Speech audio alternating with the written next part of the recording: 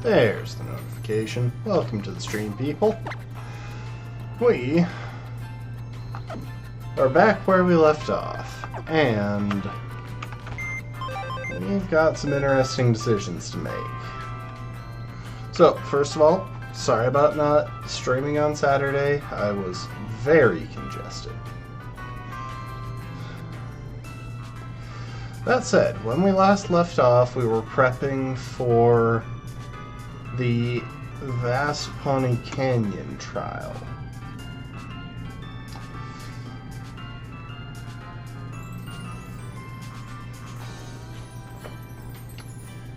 And we're heading back to that point now.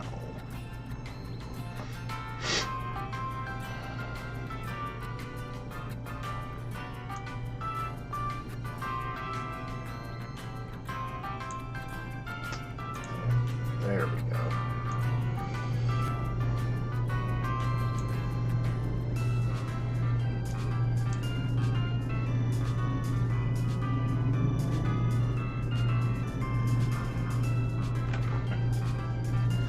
So, here's the thing. I have been looking a little bit ahead, trying to make sure I have room for everything I need. Trying to make sure I have a plan for the trial itself. And I do think that I have a rough plan. Welcome to the stream, Rafkin. My rough plan revolves around a few key Pokemon.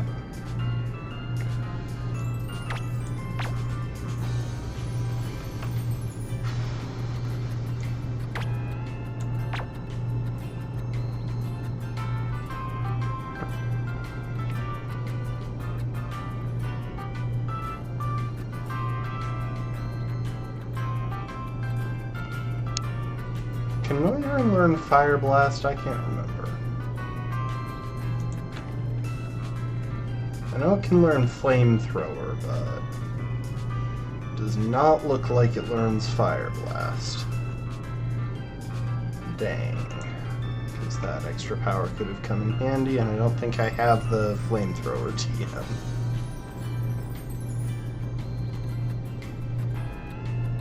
Oh, interesting. We might be able to get it here in Vast Pawnee Canyon, which could be handy. Anyway, the core of my idea focuses on these three. Because what I'm thinking is that we go in,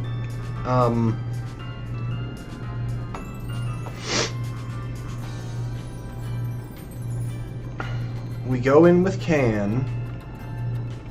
We use Beak Blast to burn the Totem Pokémon and knock it down into the HP range where it won't summon Noivern, because Noivern is kind of problematic for most of our team.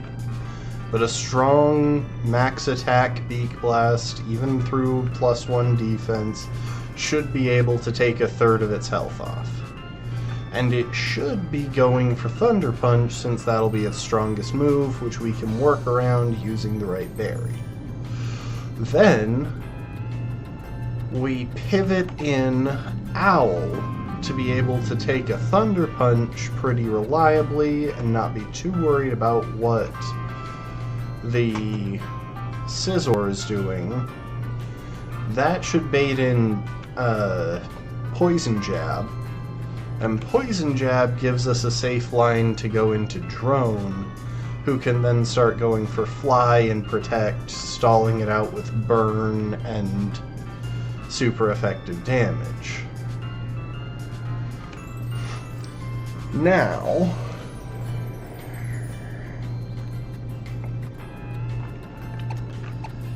the challenge as I see it is that there's an argument to be made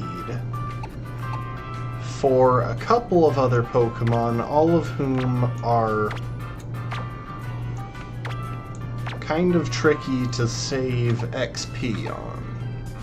So we have Bat with Haze, and that would be very handy.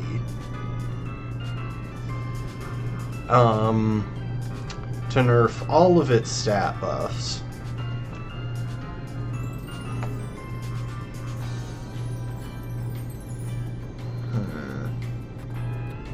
Which is still pretty tempting, it's just Bat isn't quite as durable, I think.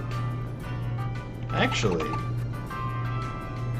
despite having, like, no HP investment, Bat is probably still more durable than Can, so that's kind of wild. But that lets him bring in Noivern. Which means there are plays that we could make that would involve pivoting through Leviathan to try and get off and Intimidate. There are a bunch of different things that we can try to do. It just gets tricky when we're trying to juggle all of them with the fact that this thing hits like a truck, has massive spread damage, and will be backed up by a Scizor.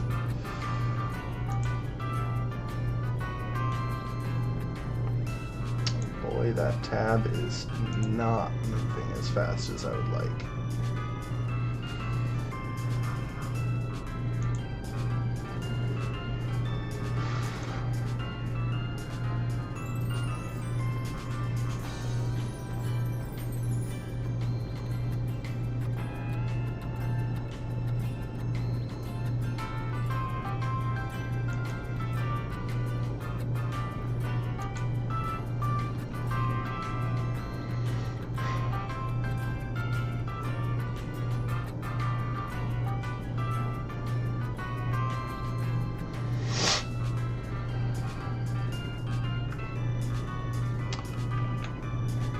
But the key point is that we probably can't justify using Drone, like, at all before the trial.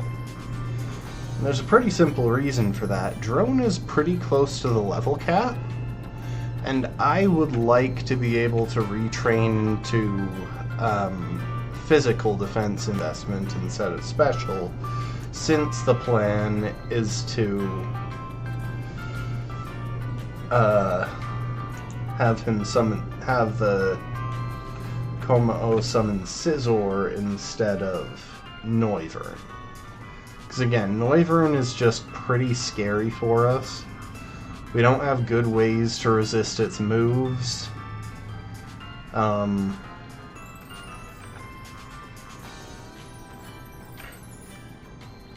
Like, we have Skarmory, but that's it.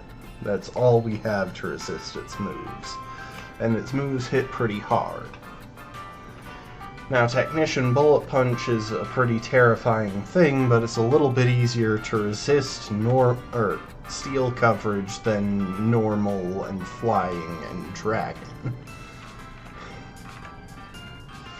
So, oh, also, there are a couple of reasons why I'm not looking at, like, choice specs on Pogo here with Moonblast, but the main one, apart from the low special attack, is just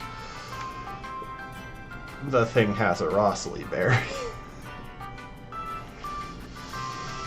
Now, with that in mind, before we have to deal with any of that, we need to get through the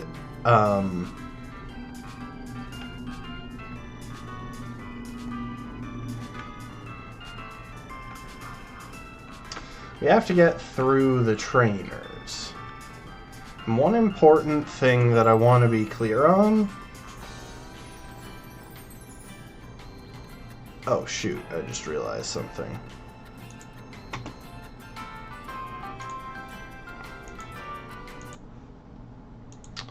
Ignore that for a sec.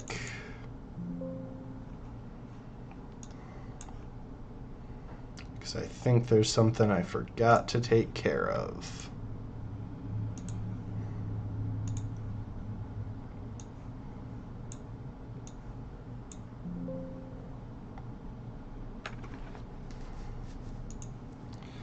Did I EV train Aerodactyl? Okay, I did.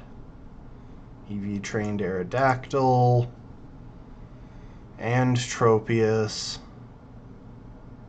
Alright, never mind. We are good to keep going. Admittedly,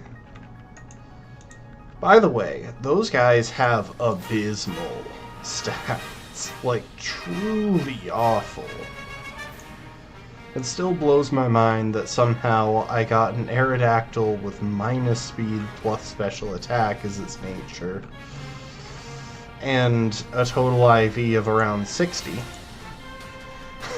and an Archeops, who is admittedly at least plus attack, but who has a total IV of 55.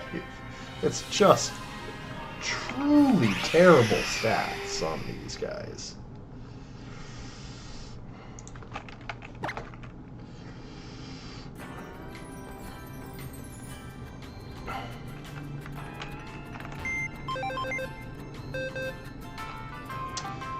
Now, with that said, we are going to need to attempt to avoid as many trainers as we can on the way through, just to minimize the XP that we gain, because we have to play this carefully, and there's a chance that we wind up needing to bring Skarmory off the bench, for example.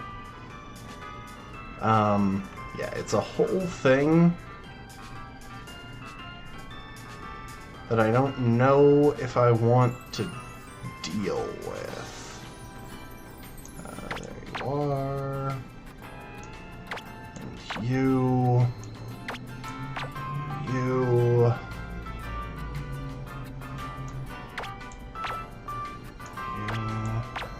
You. And you.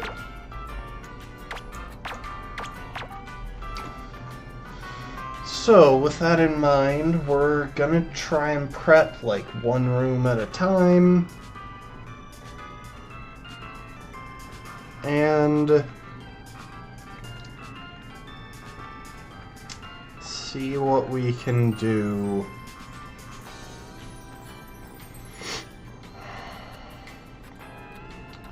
to break through.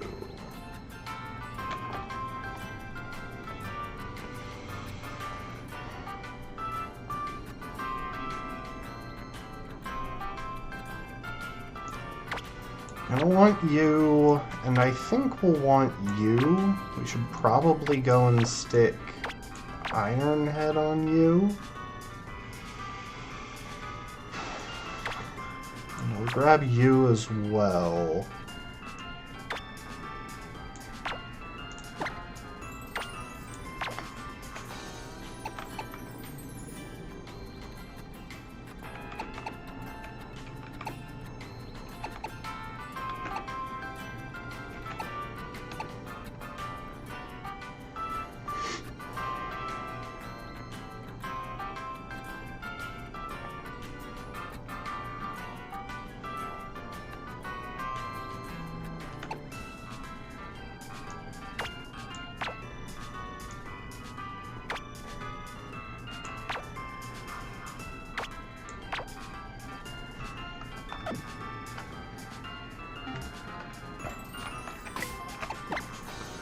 Alright, where are my rare candies?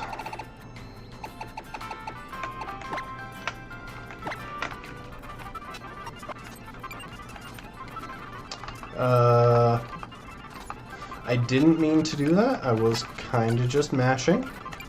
And I'm probably gonna regret it, because Bubble Beam could have been handy. Oh well.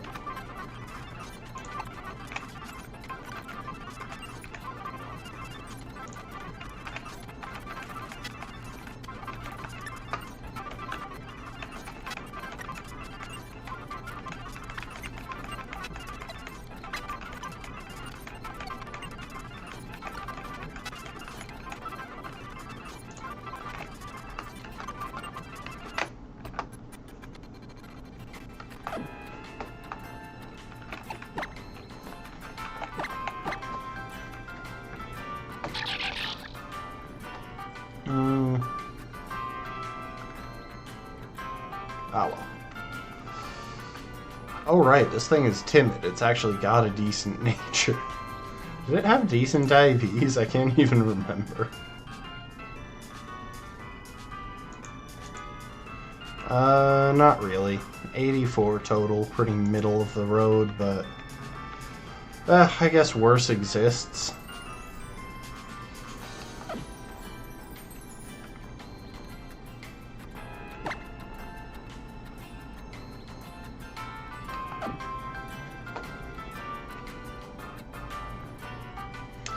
Now, we are going to need to go and teach Aerodactyl a couple of new moves. We probably have a couple of them already. Hang on.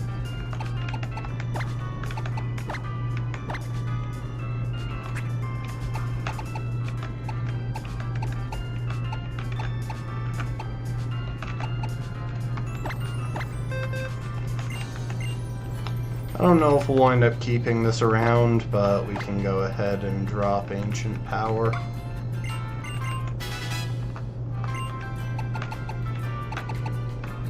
Yeah, like I said, well, I won't even bother with Rock Tomb. We're gonna teach it Rock Slide. Oh, how I wish I could teach it Acrobatics, but unfortunately, its best stab options are Aerial Ace and Sky Drop, and I guess Fly.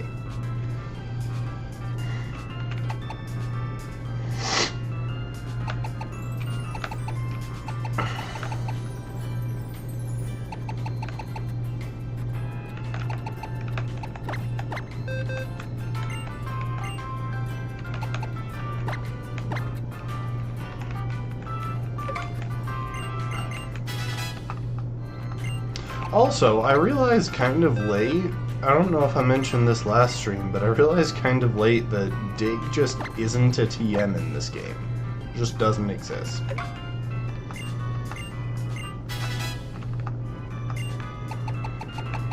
Okay, I can learn Rock Polish, which means I'm free to drop...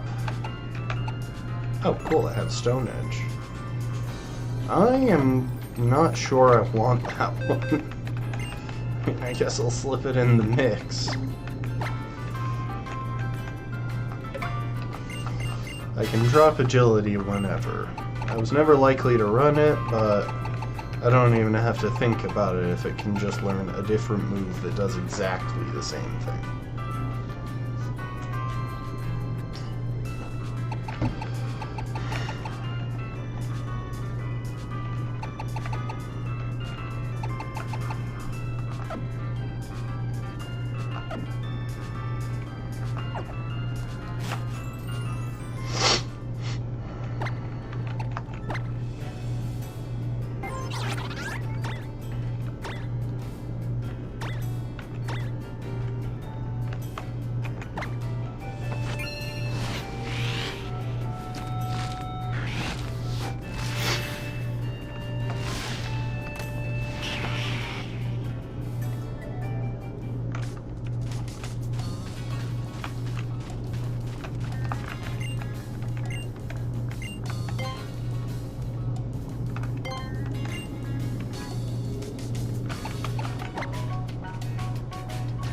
I'm going to want this around for a particular matchup.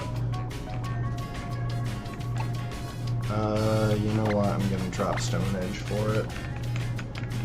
I'd rather have a higher accuracy option.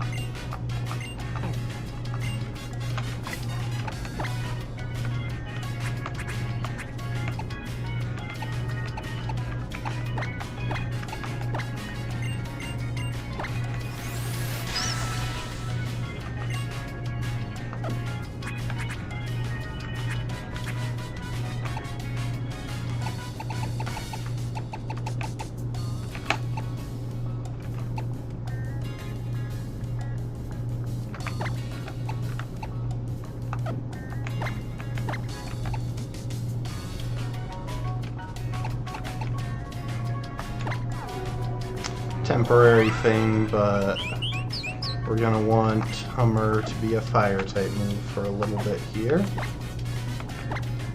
or to be a fire type.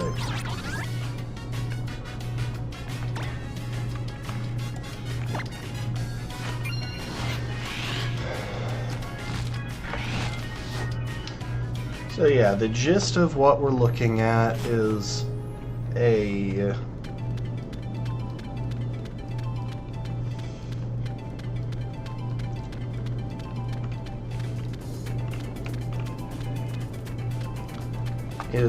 picking our way through the path to try and find the safe route.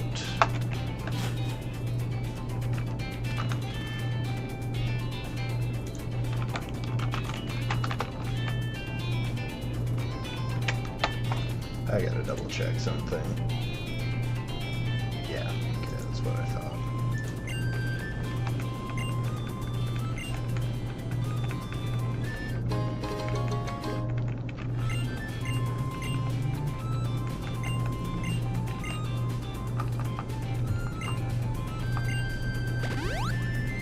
Oh, does she park out here as a Pokemon Center? Because that could actually be kind of handy.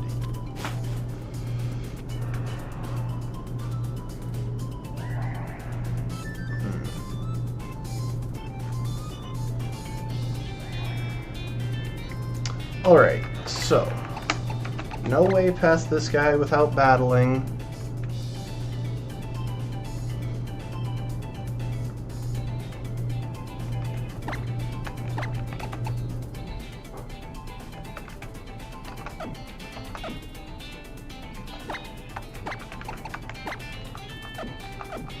However, his lead is a BHM, so even though it has electric type coverage, I'm not that worried. I have Specs Bug Buzz for that, and if I have to swap out, I can go to Volibee, who should take a pittance from anything it can throw at me. As it is, I don't really expect this thing to survive even a hit.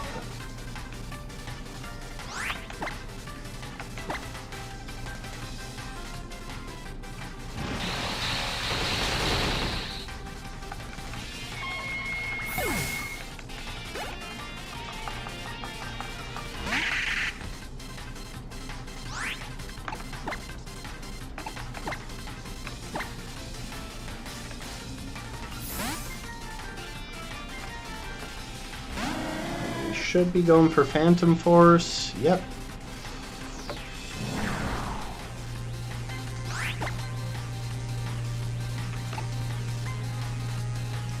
We can't hit it with Uproar, but we can hit it with Moon Blast. And its only move that can damage Noctowl is Sucker Punch, so we can roost off that damage easily enough.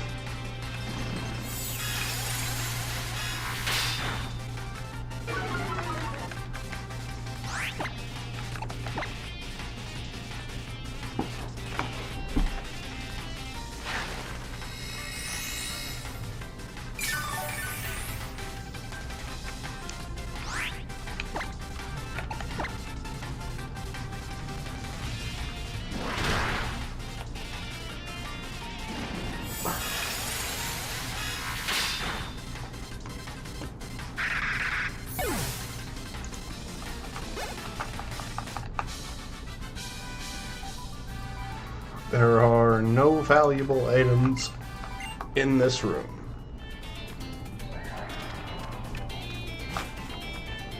Lily, heal my team.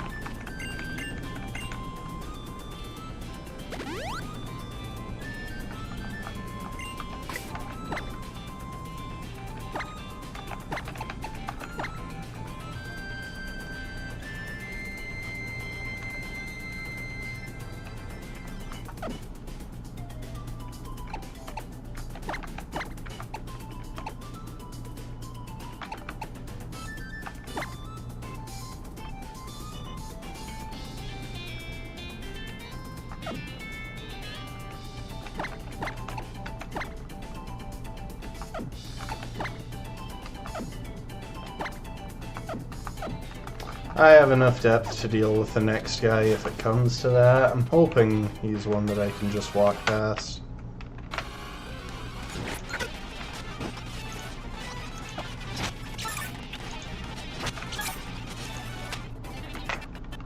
I really should just be using repels here. Hang on.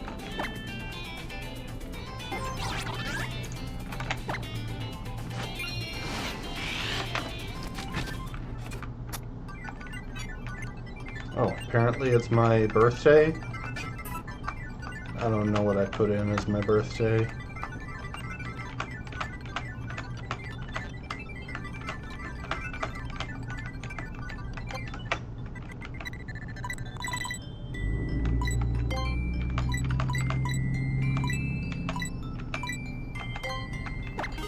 That should be more than enough max repels for the rest of the run. I don't know what I put in as my birthday on this.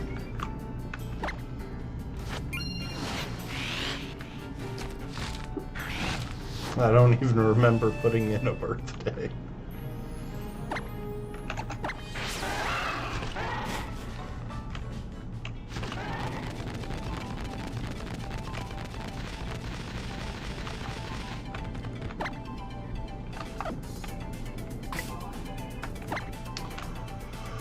All right.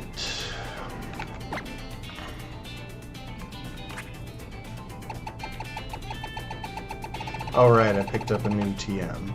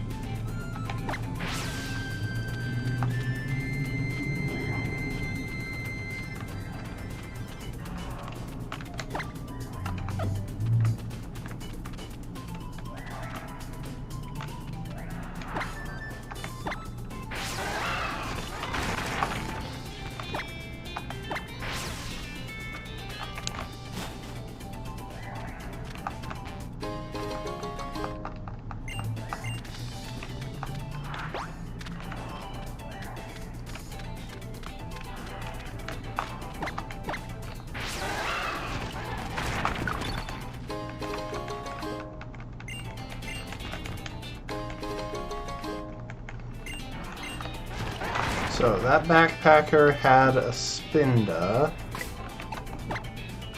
but the next person is the one that I am really concerned about, especially since I think it might be a double battle, in which case I gotta make sure that my two lead Pokemon are lined up properly. Specs Revelation Dance, Steelium Z Ironhead. Yes, that should be enough. Especially because I stumbled into the match.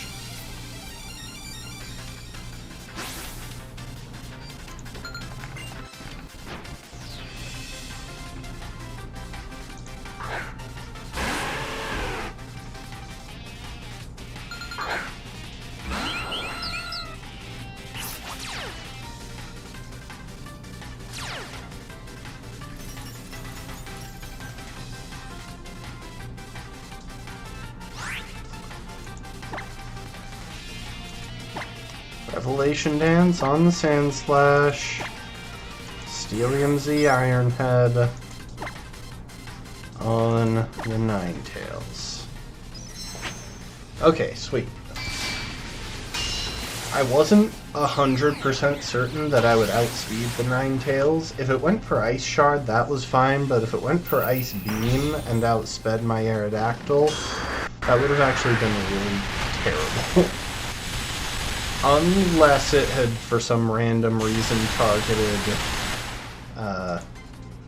Oricorio, in which case I would have been fine, because I have no doubts on my abilities to one-shot the Sandslash.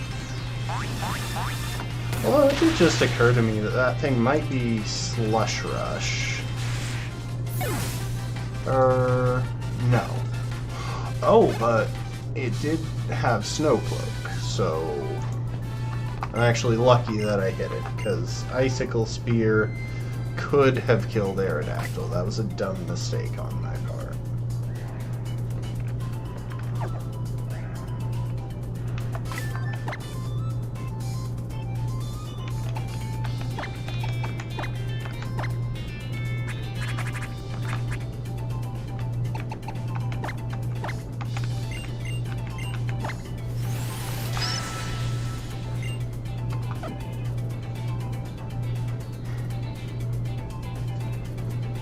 Okay, next area.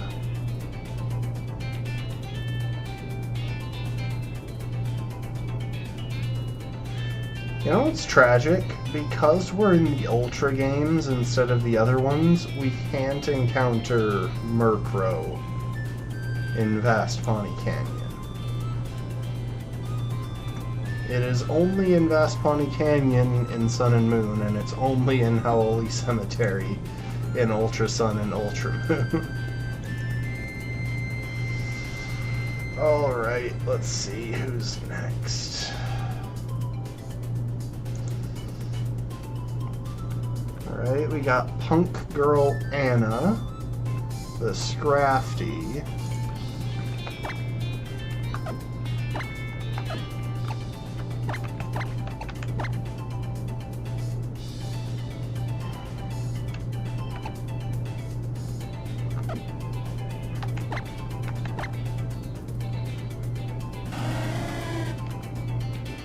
I don't really think we need Psycho Shift around anymore, so I'm going to go ahead and have you learn Protect.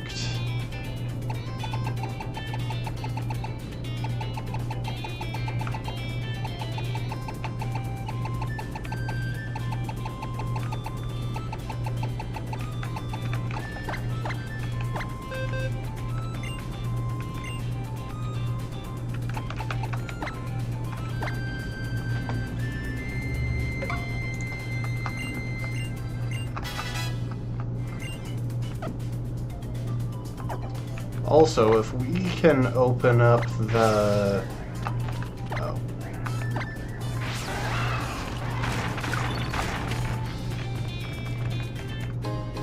If we can open up the shortcut in here...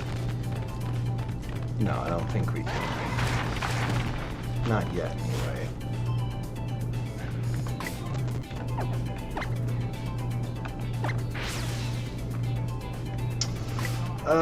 Shoot. There's something that I want to go and take care of.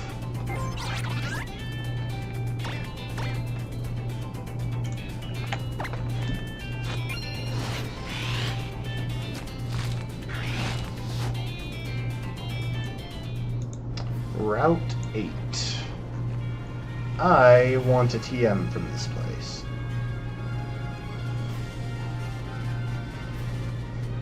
That I haven't gotten because it would have involved killing all the trainers and then fighting the captain of this route.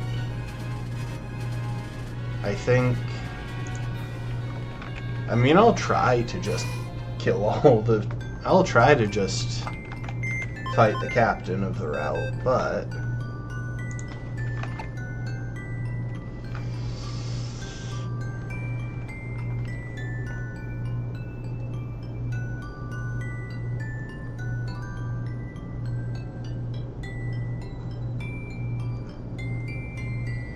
I don't think it'll work. Anyway. You come along and you stay. You come along. You come along.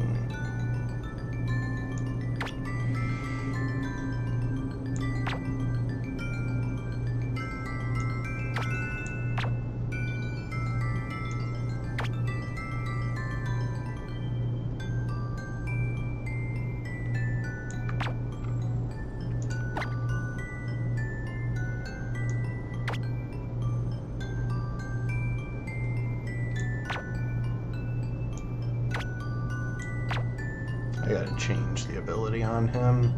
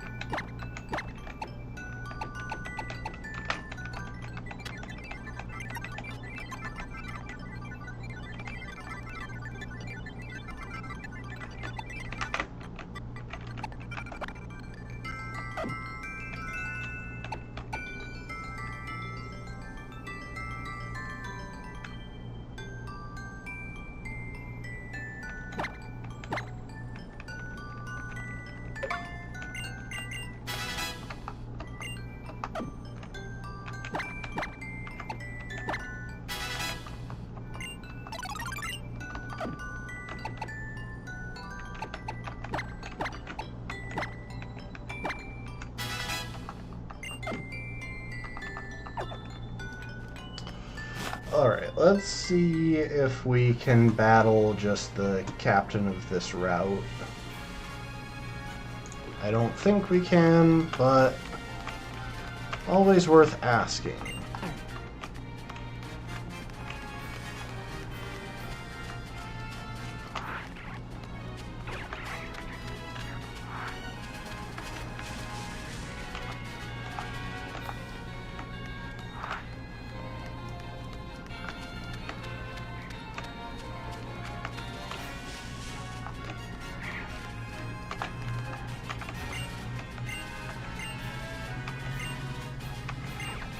Dang it. Okay, well, it's not really that big of a deal. Just means that I have to start hunting down other trainers. Oh, come on.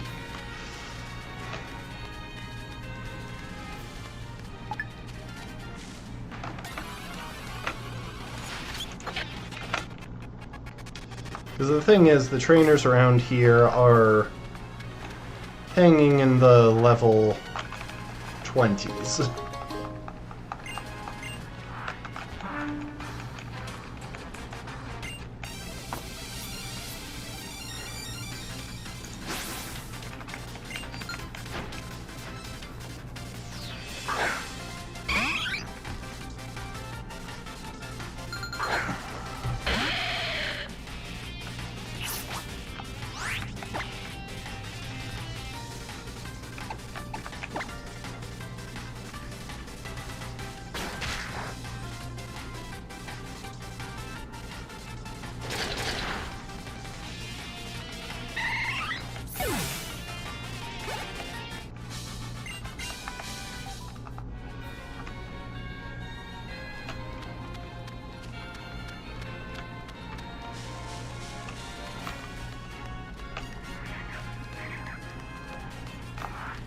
Alright, Mikey shouldn't be an issue.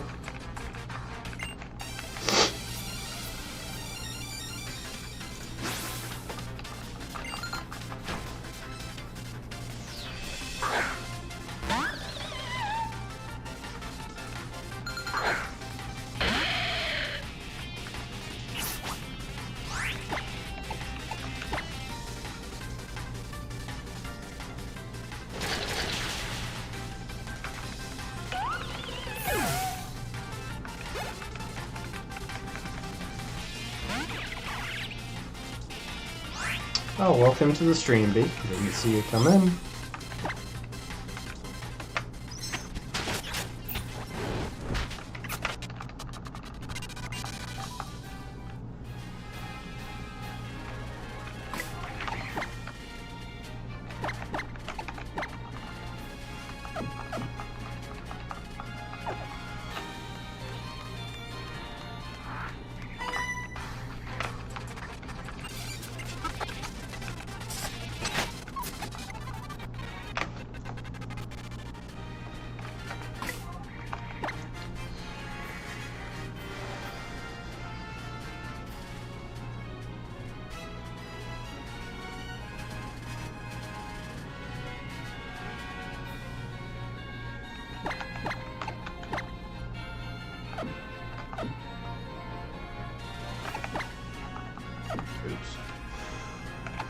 It'll be easier if I do it like this.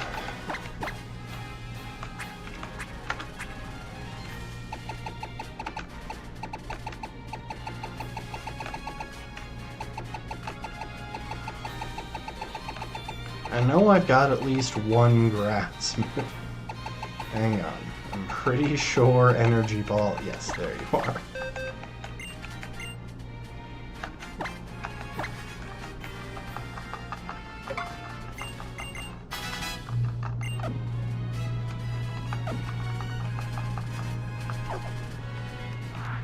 Tyrone, come on.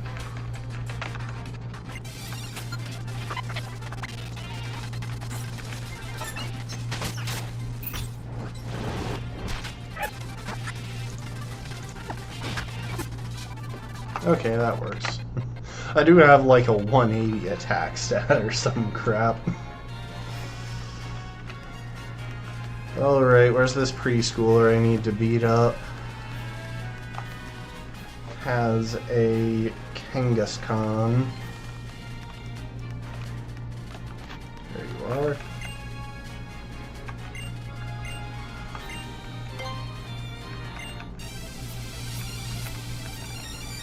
That explains how he has a decent Pokemon.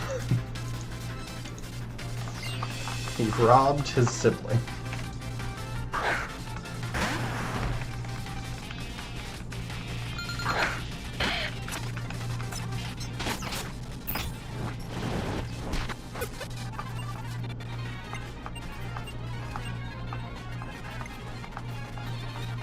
I hope his brother wasn't doing a Nuzlocke, because I feel like that would count.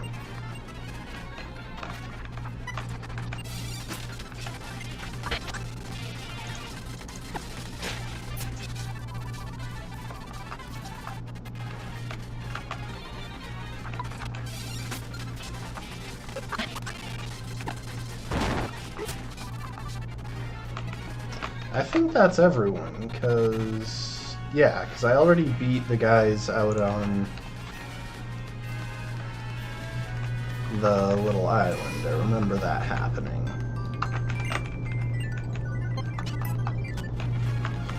Alright, and I should already have the team that I need for this.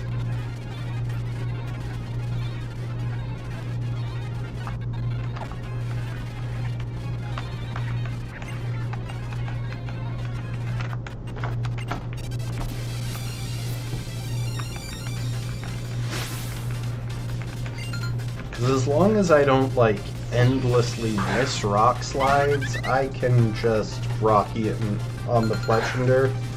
I can just Rocky him Z the Fearow. Oops.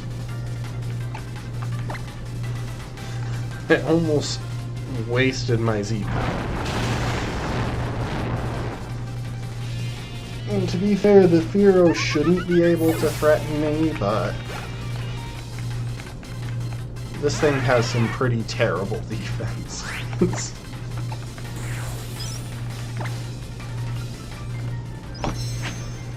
Alright.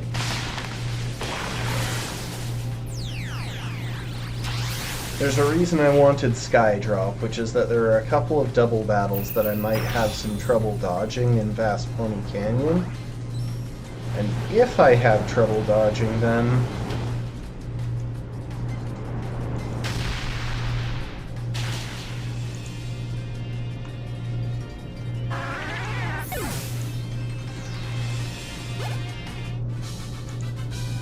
geez, Cerebi is not loading that well. If I have trouble dodging them, then I want Aerodactyl equipped with some doubles tech.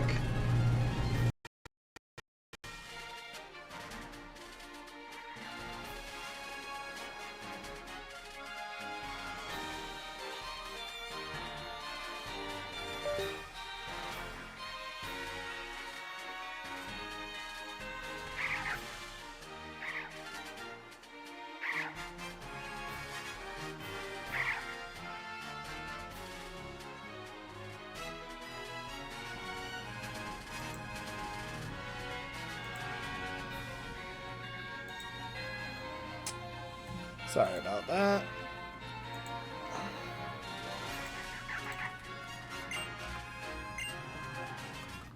There we go. Now I have some doubles options.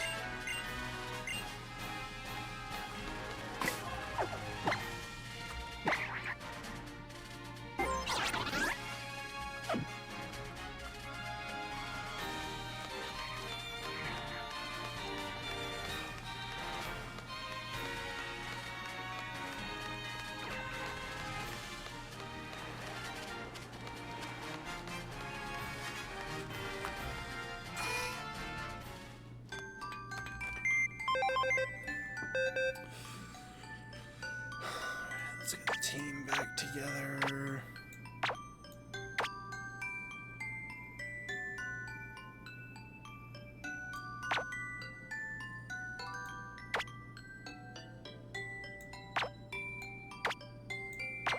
Is it you guys? I think it was.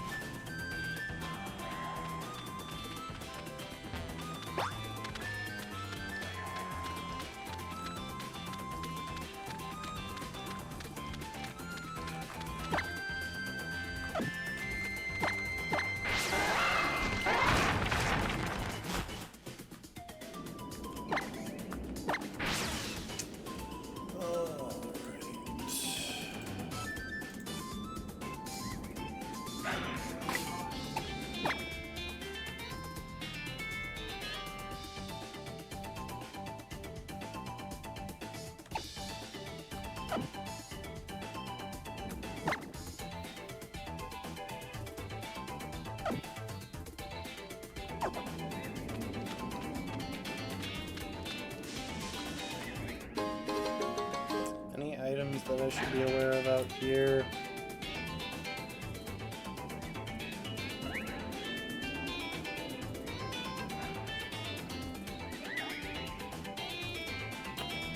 No, because I can't access... Wait, I was looking at the wrong thing. Okay, still no, because I can't access that path from this side.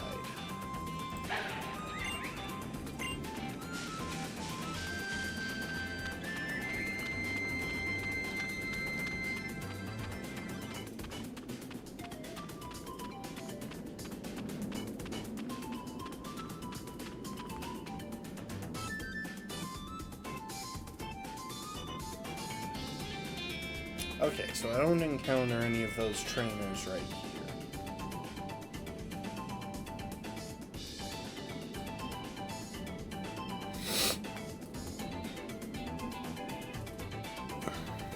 Also, what is that TM that I might try and get as a... Okay, that's probably worth having.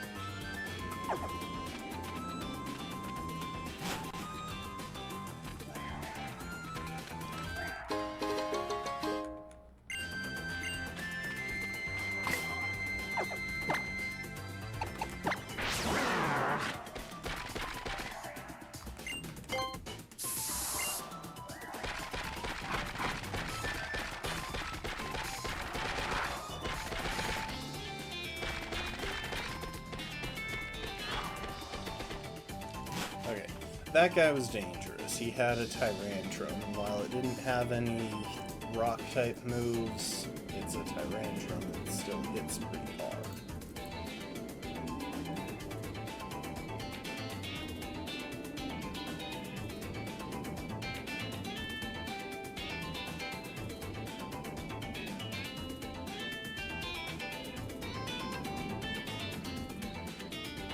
Okay, so we're back to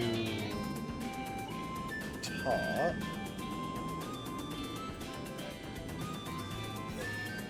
I need to use the area tags to navigate this because otherwise it's going to be really irritating.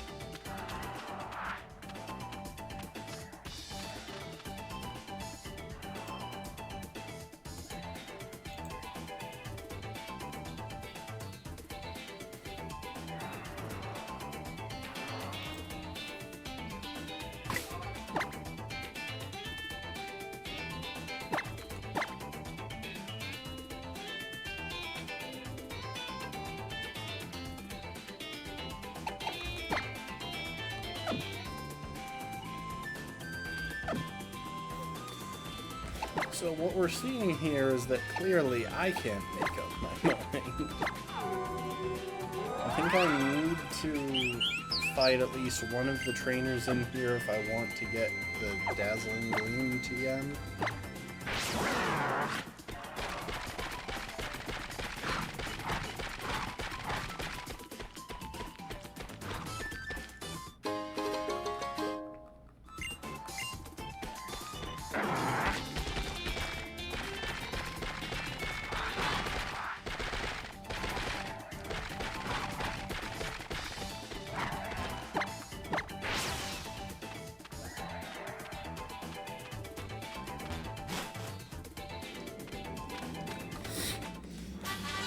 Okay, it looks like I was wrong, but I would rather be careful and wrong than careless and also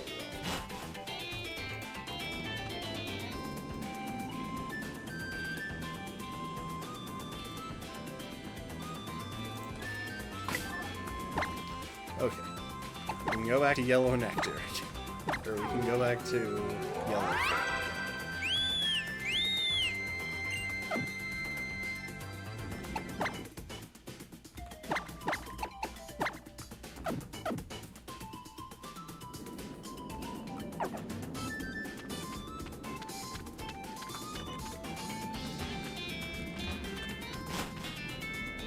Hi, Lily.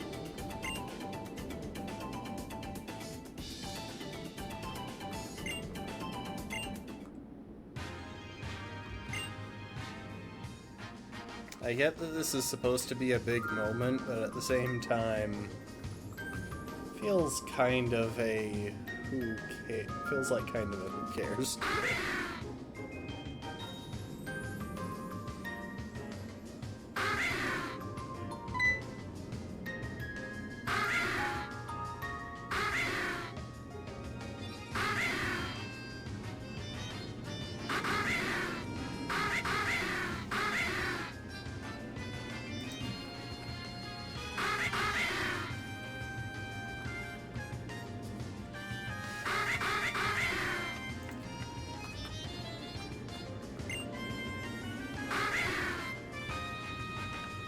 Also, the fact that that happens, but you can't encounter Murkrow here in this game is so mean. I would love to be able to pick up a Dark-type attacker, please and thank you.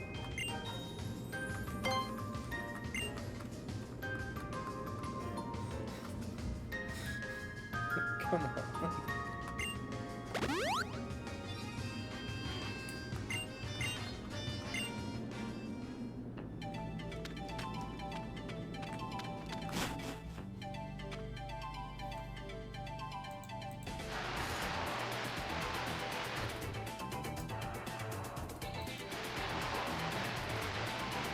Okay, apparently this is 3rd floor. Which is weird because we didn't go up at all.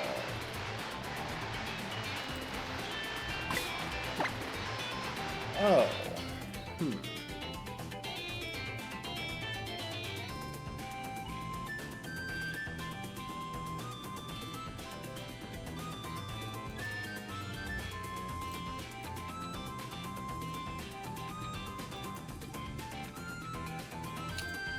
What's your name?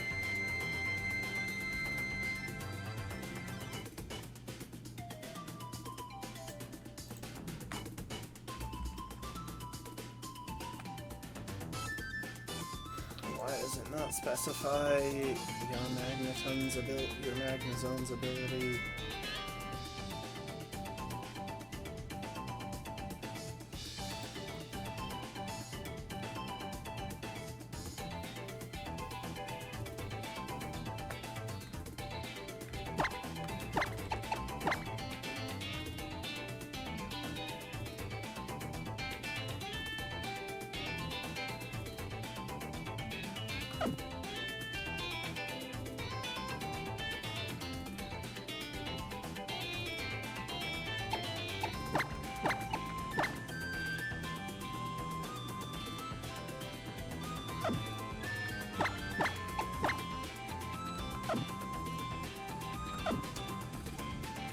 Maybe I should wait to swap back until I have a battle where I specifically need that, because...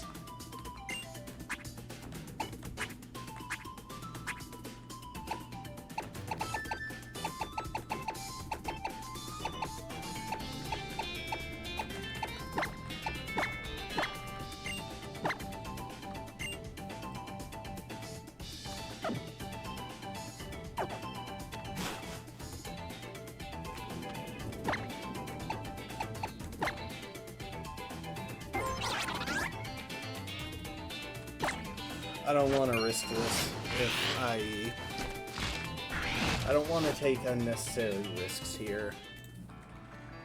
I want to have multiple plans for the battles, and I think that means bringing along a couple of the Pokemon that I really like to keep safe.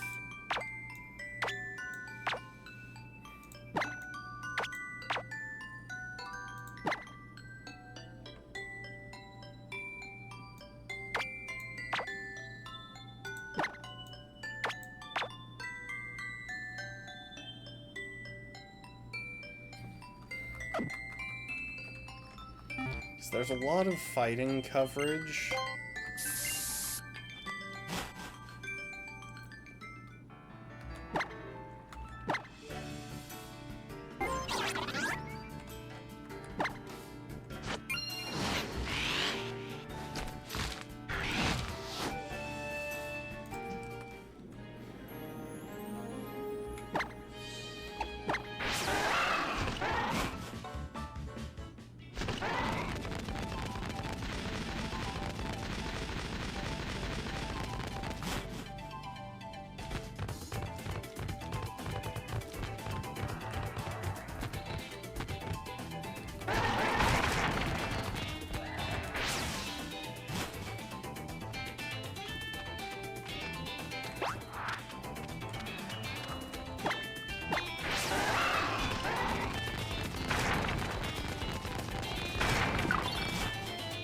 There's a lot of fighting coverage, which really makes me want to have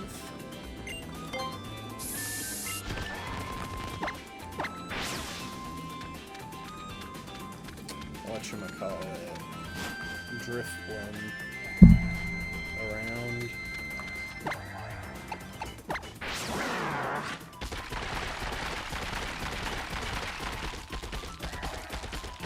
Avoid that guy.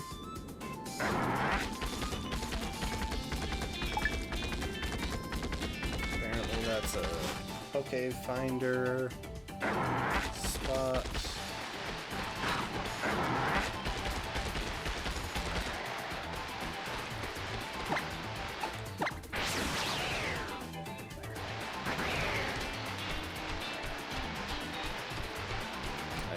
I should figure out this puzzle before I go messing with it. Gotcha.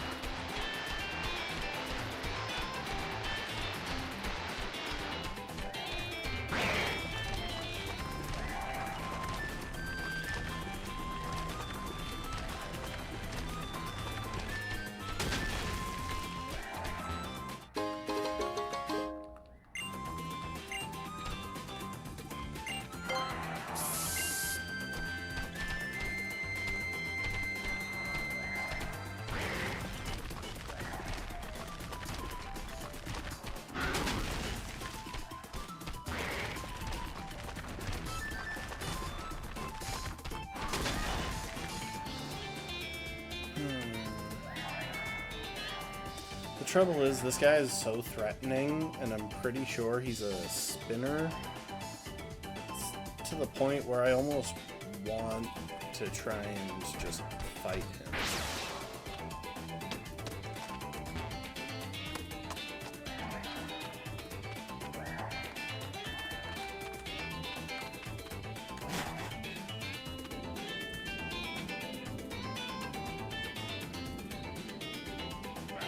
This is that under tree area with one random Team Skull Grunt, apparently.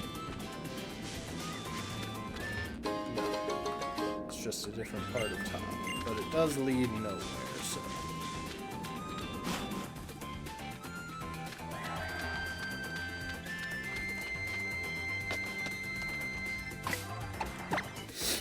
So the general strat is just to go in, lead Hummer, rip a Fire-type Revelation Dance. That should easily two-shot this guy's Magnezone, but if he paralyzes with Discharge, then I still have a backup. So the Wakanberry is to survive a hit, and then if he survives that, I have Owl back here, who can pretty realistically tank his attacks. And I think I want to kill him. It's just too much risk if he catches me off guard. Thanks for the hydrate, last one. Welcome to the stream.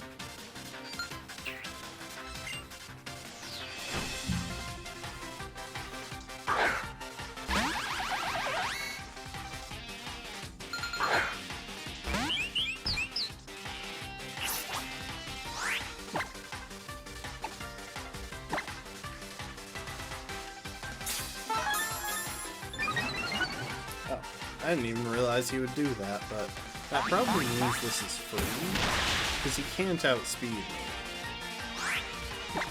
And that gives me space for the one-shot. Had I known he was going to do that, this would have been way less worried.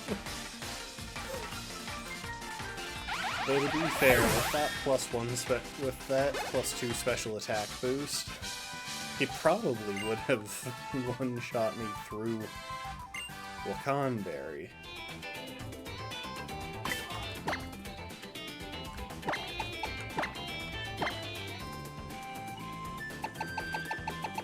Where? There you are.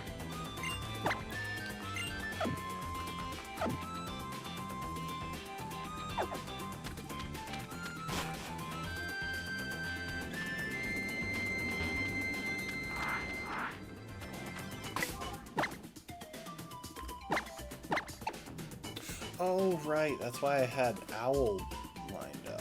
Well... okay, now that I've cleared that out of the way... I apologize for how slow this is being, but... I don't want to take any risks. The trainers here are high level, most of them are competitively EV, they've all got better IVs than me because of that. Like, it's a whole thing.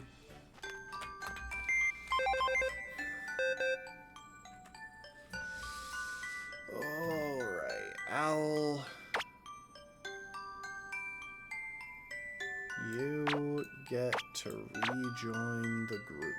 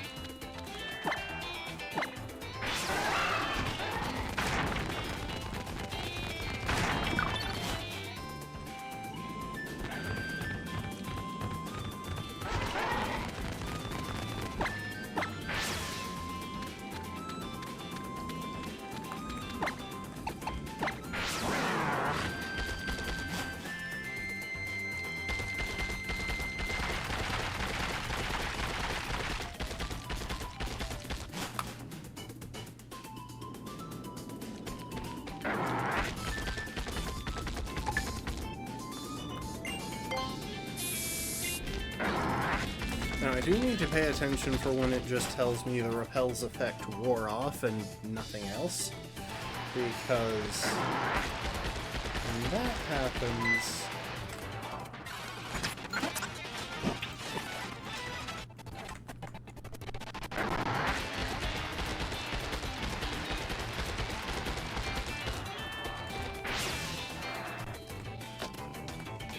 that means I have... That means I have to switch to, whatchamacallit, max repels. I'm just gonna trigger this because if I don't, I'm gonna get caught at some point. And it shouldn't be a difficult battle.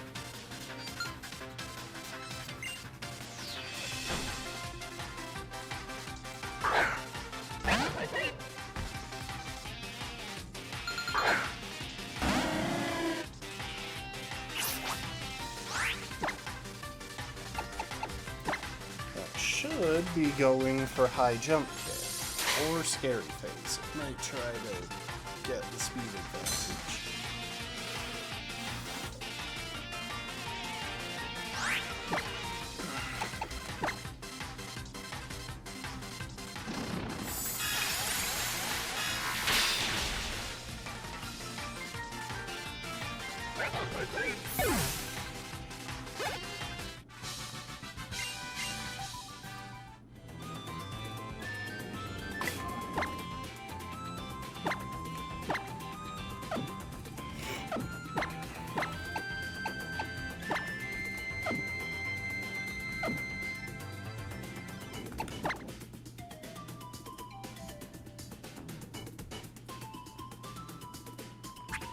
Oh, this is going to be a first.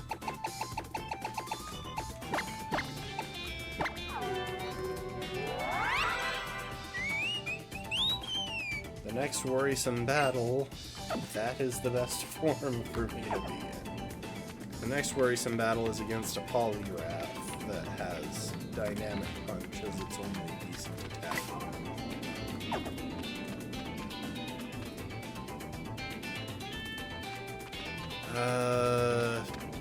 Let's do it. I don't like the idea of fighting this guy all that much, but he is pretty weak to Moonblast, and I have specs on. And I don't think his Crawdaunt can one-shot me.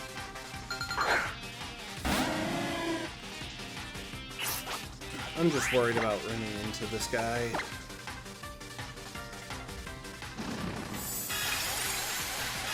I have enough XP to spare.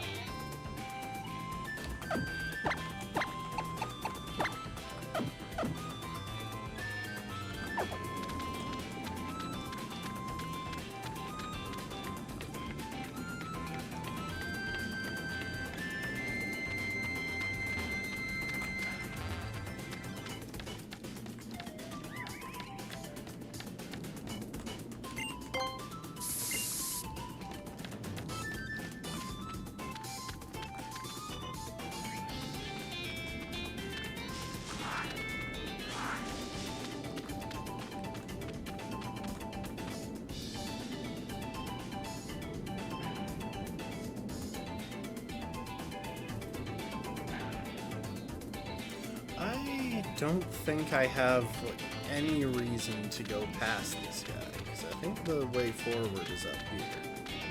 Unless I have to get past that guy to open up the shortcut, which I could see being a thing.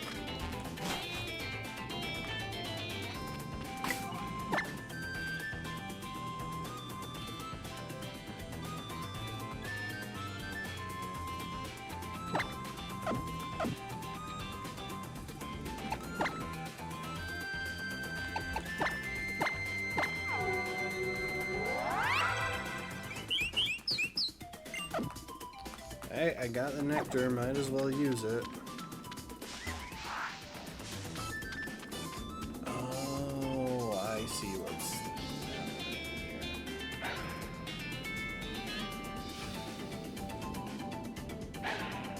So I can skip him.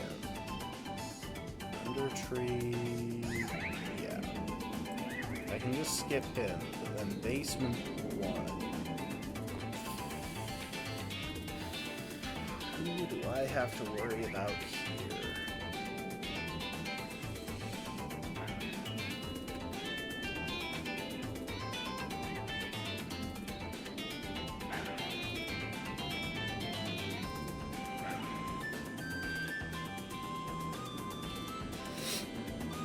TM35 gives me what? Flamethrower, okay, yeah. I do think I want that. I have to... I'm pretty sure I'll have to beat that Golduck.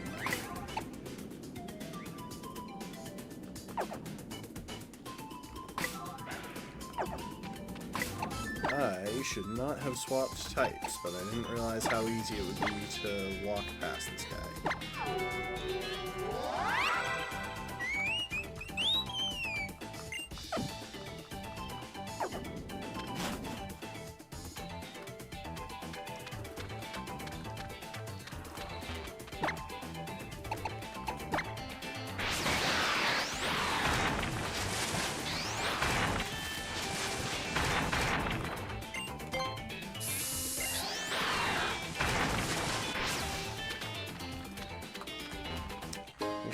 Like I don't have to fight the black belt at the top right.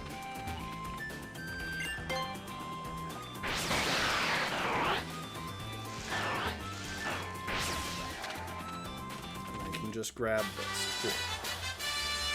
Cool. Alright, no extra trainers encountered.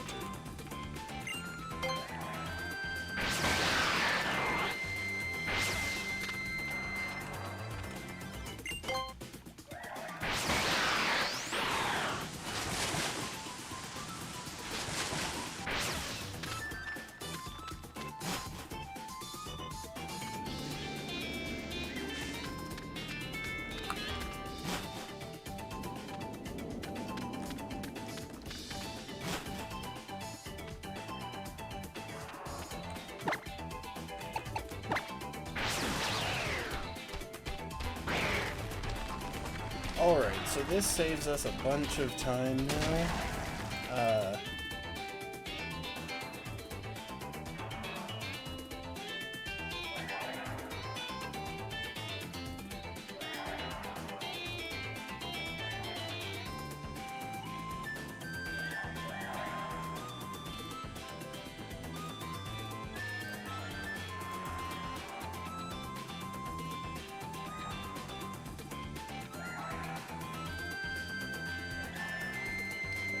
I'm trying to figure out.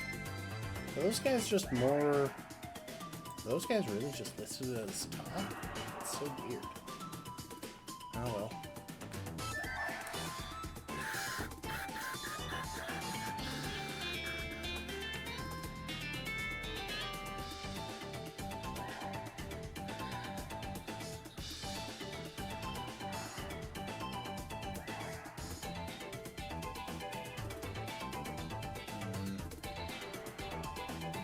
As weird as it is, the first Ace Trainer here with the random Graveler worries me more, I think, than the trial fight.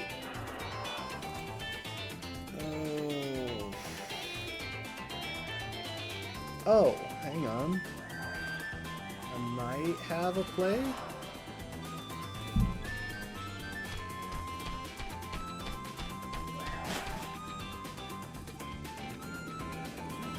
I'll be right back, folks. Sorry. BRB.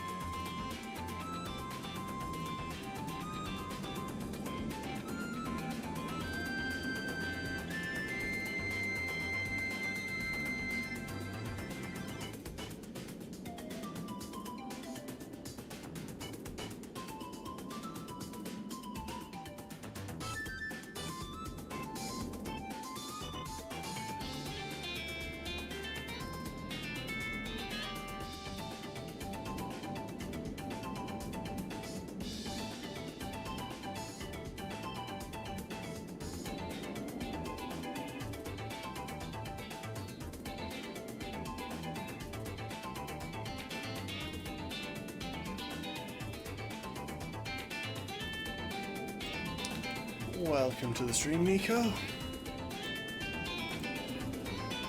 Alright, how do I want to play this?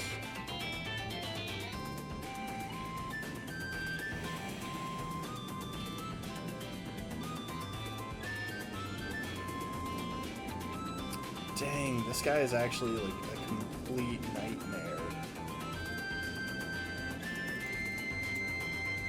So I see this going one of a couple of ways.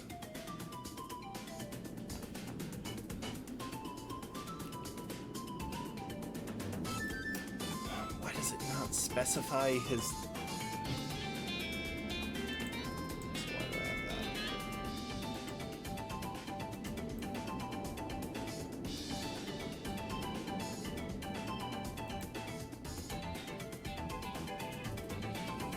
Why does it not specify this guy's ability?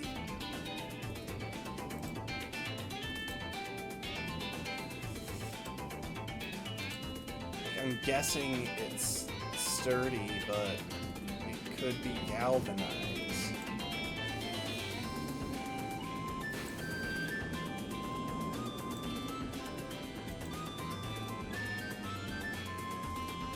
Oh, no, it can't be galvanized. Okay, it's gonna be sturdy then. That doesn't really help my scenario, because...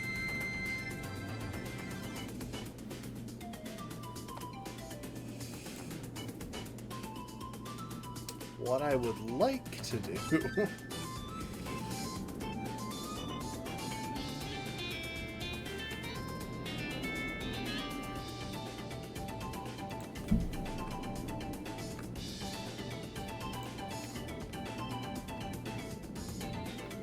if I could position a strong grass-type attacker into this thing, it would be easy. But that's a lie.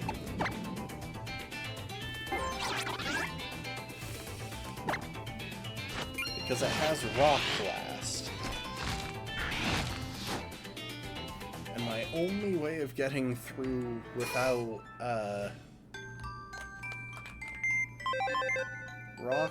without getting rock blasted, I think, is 2 cannons Bullet Seed. But if I'm wrong about that, and that isn't enough to KO,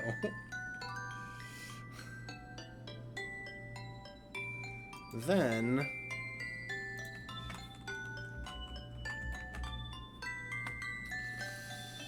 okay, it has no... It has no EVs, at least. If I'm wrong about that, and it gets an attack off, it can go for Explosion, it can go for...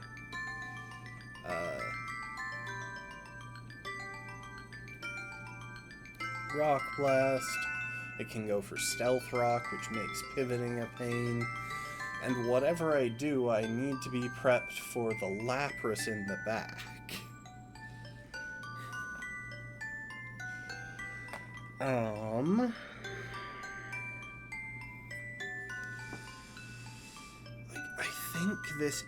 I think this guy is my best bet, but holy crap.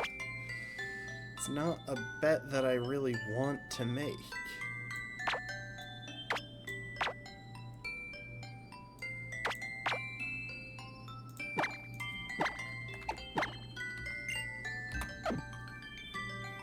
Oops, I didn't mean to exit there. So...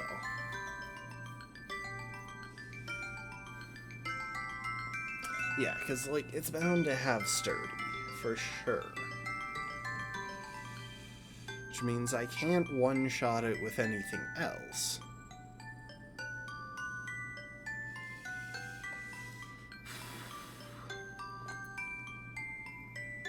What I can do is put Protect on Toucannon to give it some pivoting ability.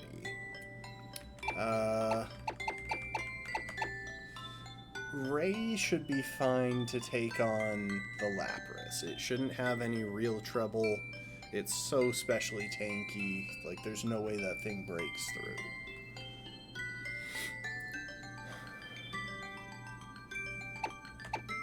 And even if I get frozen, I can technically free myself with Scald.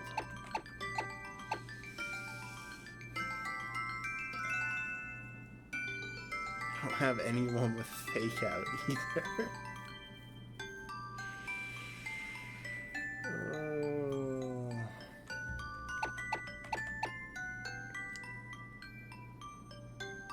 I'm so tempted to try Owl instead.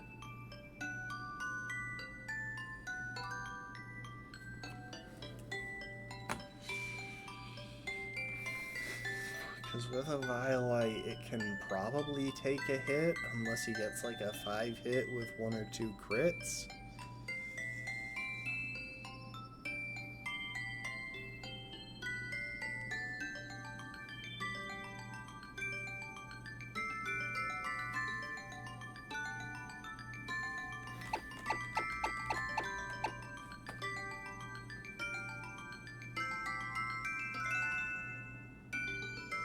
I shouldn't have taken that Charty Berry off of it, because that thing is probably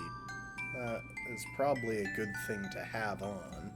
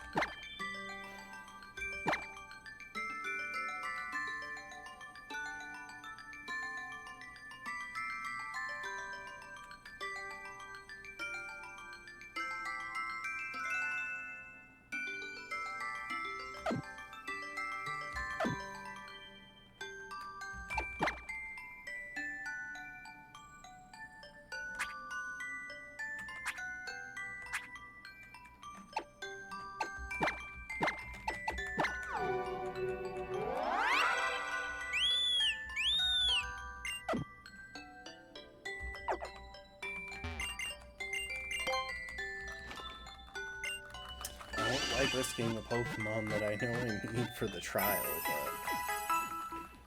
but... Okay, this should do the trick. I'm favoring Charty Bear... Wait. Except he won't go for Rock Blast because he's gonna think it's only 25 base power.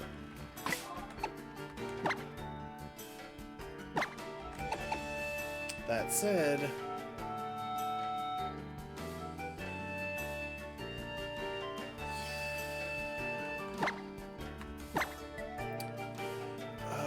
screw it, my gut tells me this is right because he's gonna think it's the wrong base power.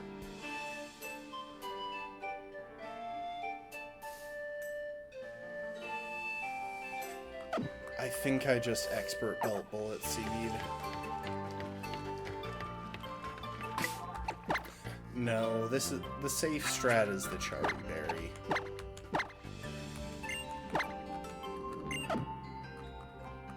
The safe strat is definitely the Charty Berry.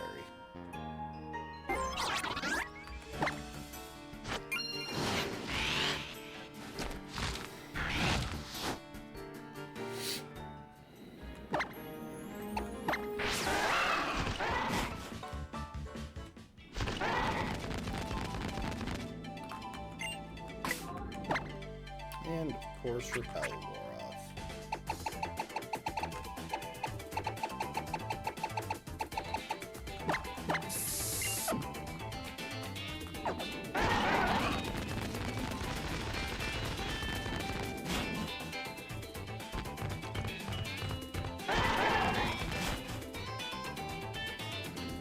The big challenge is that none of these guys here at the end of the route are even, like, slightly skippable.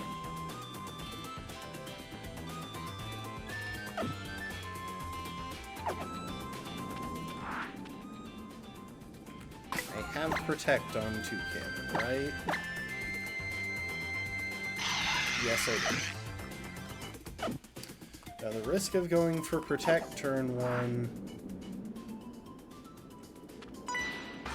is that he goes for Explosion turn 1. You know what I could have done? I could have slapped a Charty Berry on Drift Bomb. Or, sorry, not that he goes for Explosion, but he goes for Stealth Rush.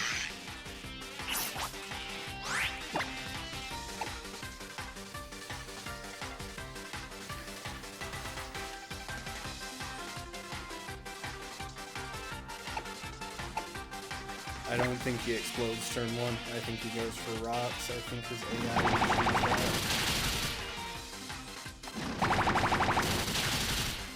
I think that's enough damage for the rush. Because it's skilled. It's guaranteed 5 hits. Okay. So clearly I didn't need to worry as much as I did, but what can I say?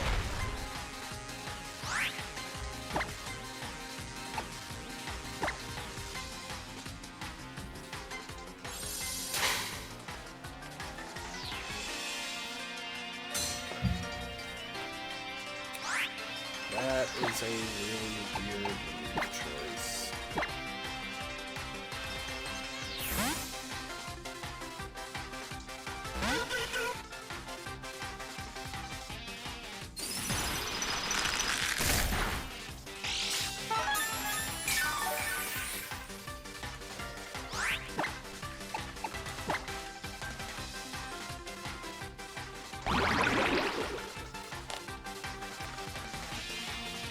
Time for Mankind to do that thing that it was meant to do. Sit in front of a bulky water-type Pokemon and take relatively little damage.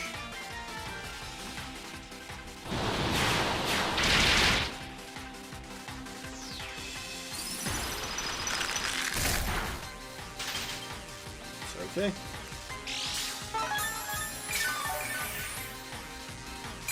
Probably wind up healing him with my Scald, because I'm guessing he has Water Absorb. Yep. But you know what? That's fine. You would have to chain so many ice beams for that to become.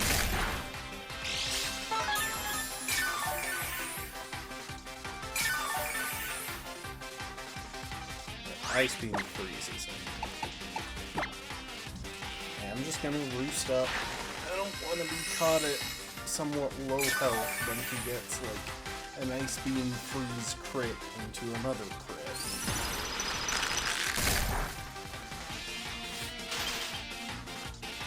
See, he has pulled 2 ice beam freezes in the space of like 4 attacks. Oh yeah, I think I can just try to melt on my own.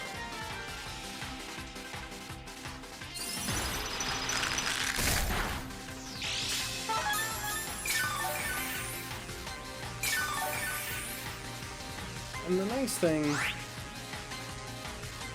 is that he'll run out of ice beams before I die.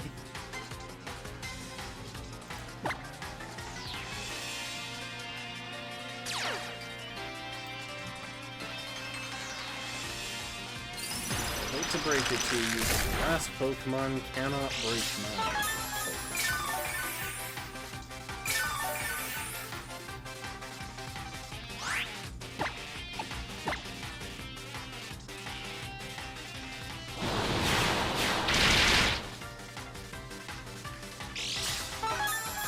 And the occasional air slash flinch could help.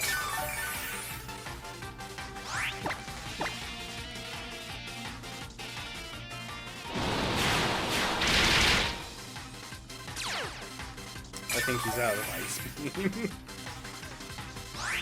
Because I don't know why else he would be going for Hydro Pump.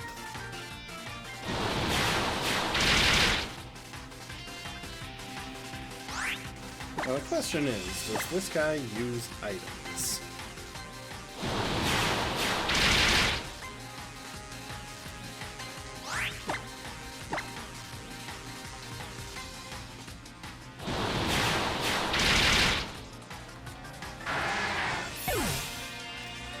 I think that crit mattered. I don't think I was gonna kill without it.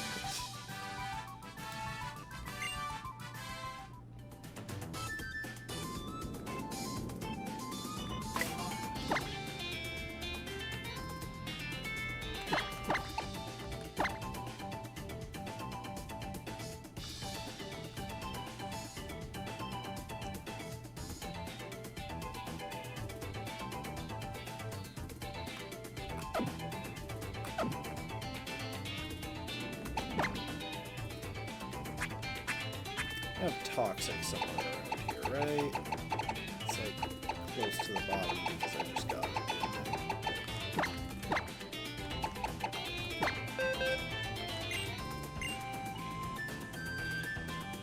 Alright, we drop Scald for Toxic for this next fight.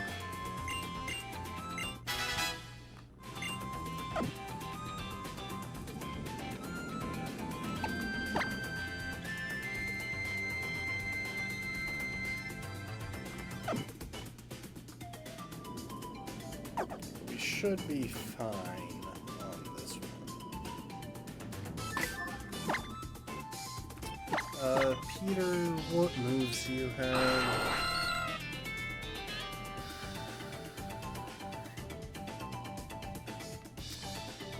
I am going to slip Protect in there just to scout this person's move choice.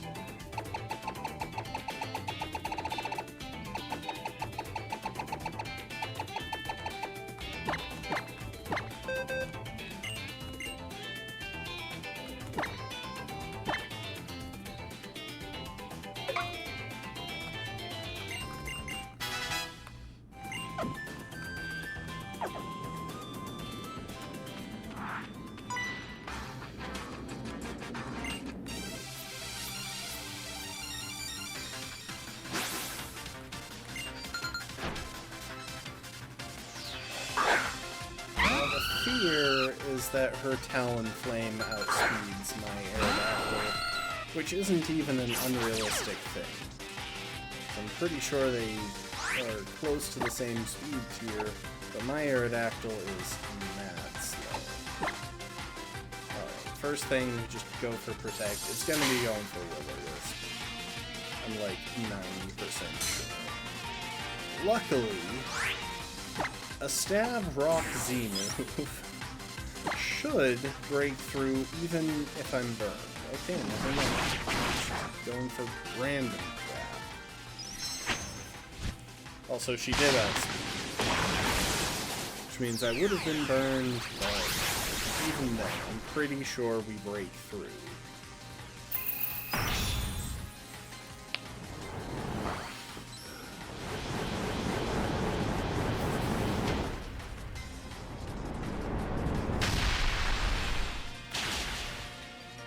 It may just be a random chance when they choose to go for some status move. But I'm getting really worried about the trainers in this area because they seem to be picking moves sort of randomly. Now this should go for Liquidation. It's its strongest move by a lot.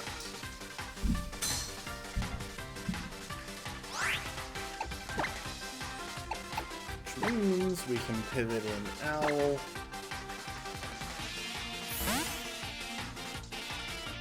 Now if it goes for Heavy Slam, we'll get hit, but it shouldn't matter any more than Liquidation did.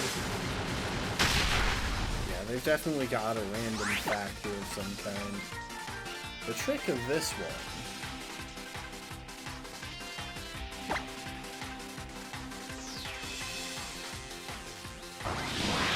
whether we outspeed it. Luckily, I have counterplay for that move, and it's pretty decent counterplay. Because now, I can switch in on a resisted bounce, and rip a Choice Specs Stab Electric Revelation Dance.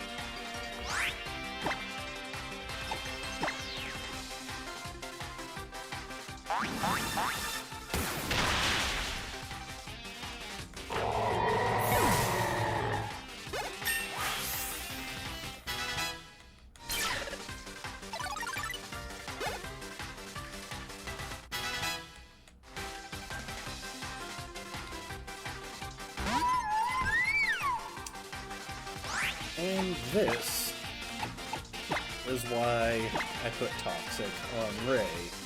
Because not only is this thing an Ice type, which is a bad matchup for essentially our whole team, it knows Mirror Coat. And I don't want to get caught flat-footed when it chooses to use Mirror Coat.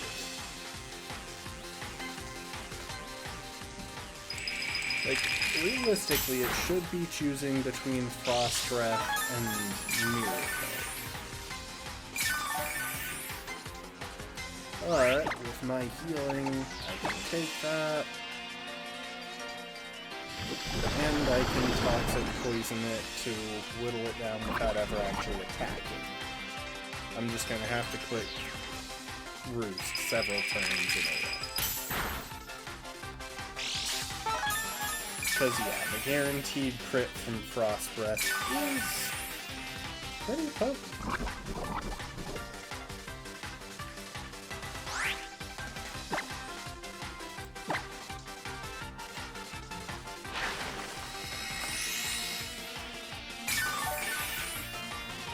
Although, now that I'm thinking about it, I didn't actually give any thought to the Switch initiative. So it's kind of pure luck that she went with Wailord first.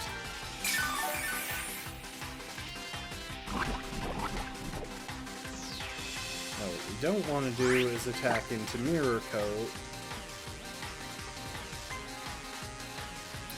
So we click Aqua Ring even though it shouldn't do anything, even though it won't do anything.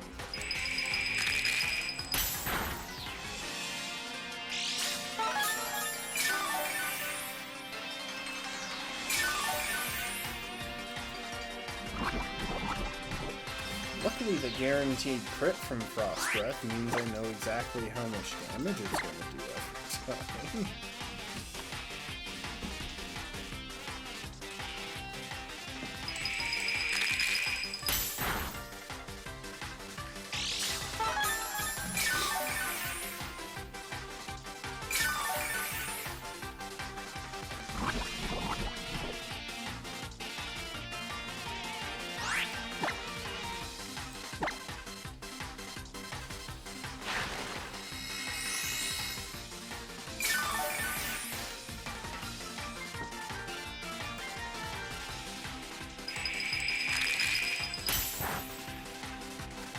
get any surprise hits if it's all guaranteed hits.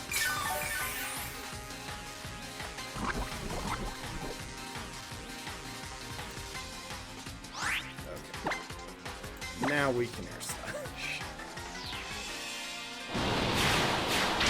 If we hit and didn't kill from that range, then Mirror Coat definitely wouldn't kill us.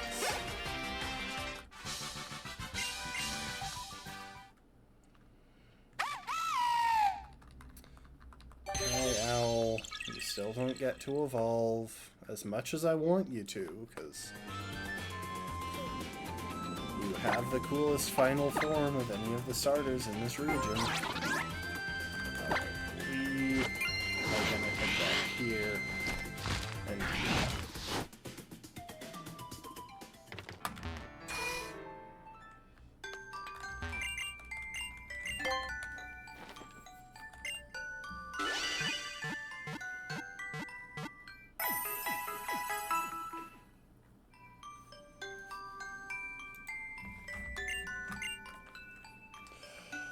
all right.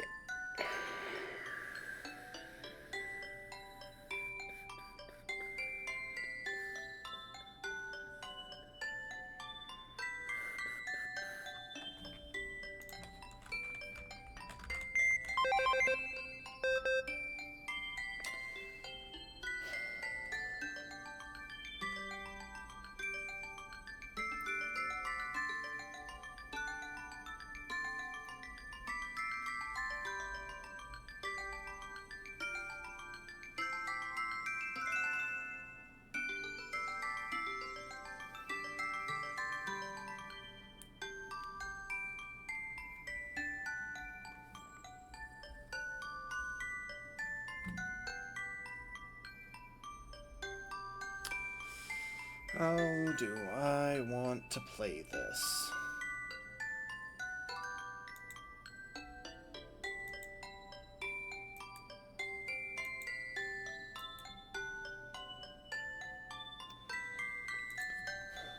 So, there are certain things that I definitely want here. Actually, I can keep Aerodactyl in there. That's a good option for that Noctowl.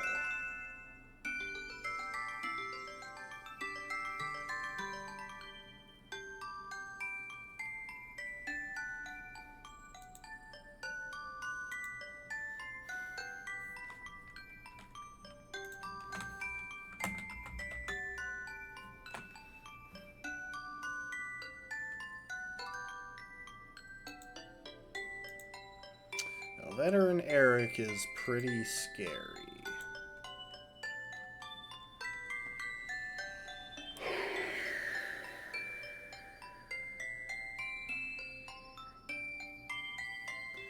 Okay, I see two possible leads. Those possibilities are Specs Oricorio or Rocky MZ Aerodactyl.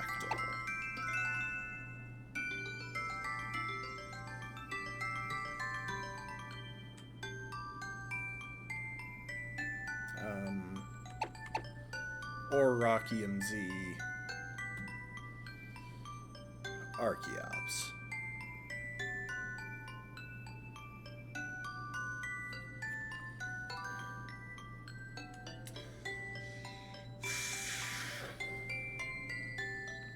Now the advantage of these two is that they definitely outspeed the Aerodactyl and they one-shot it. And they bait in the Slowking. Oh, thanks for the stand. I hope that wasn't too long ago that you redeemed it. 2 minutes, got it. However, without the Z move, we don't have 100% accuracy, and that means that they can go for the Noctowl. If we miss, the Noctowl can hit a...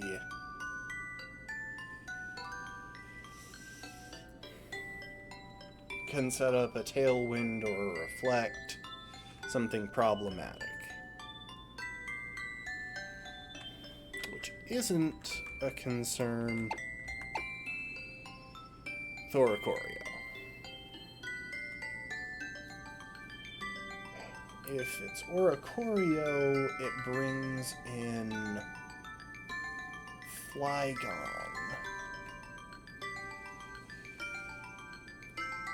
Oh, I just realized we have pretty much a free matchup into the Gengar. I was really worried there, but no, that shouldn't be an issue if this is...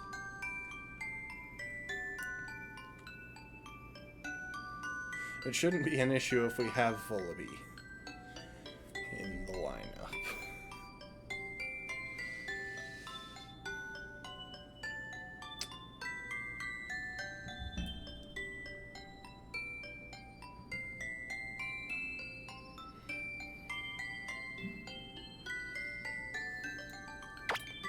Want Drone for the Flygon. It should make easy work of it.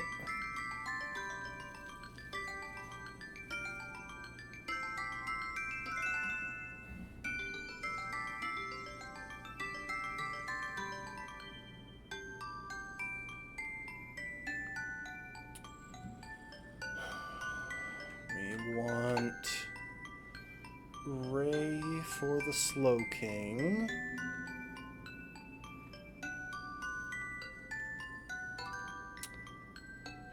And having a normal type is actually pretty decent for all of that pivoting.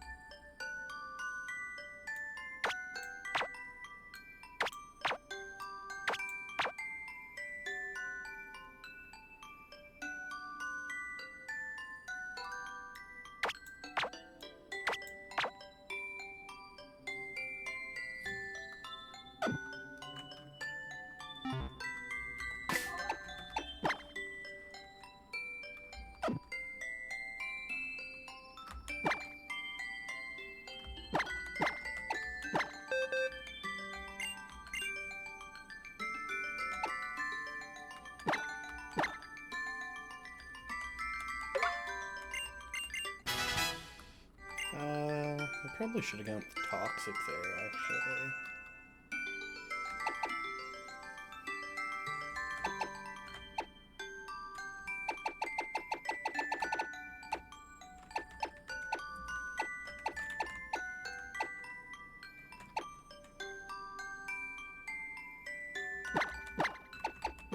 Does Murderer have room for Protect? I think it does because I can drop U-turn.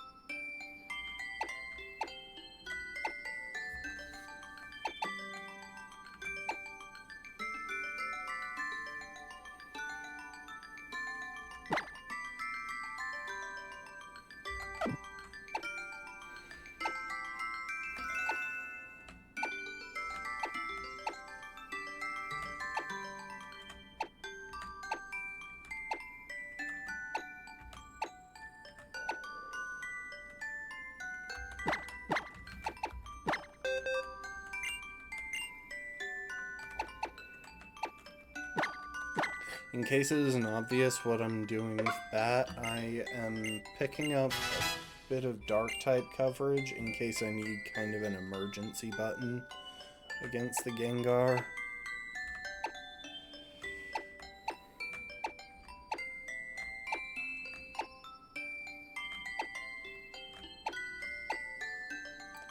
Crobat is my fastest Pokemon. It will outspeed the Gengar. There's no scenario where it doesn't outspeed the Gengar.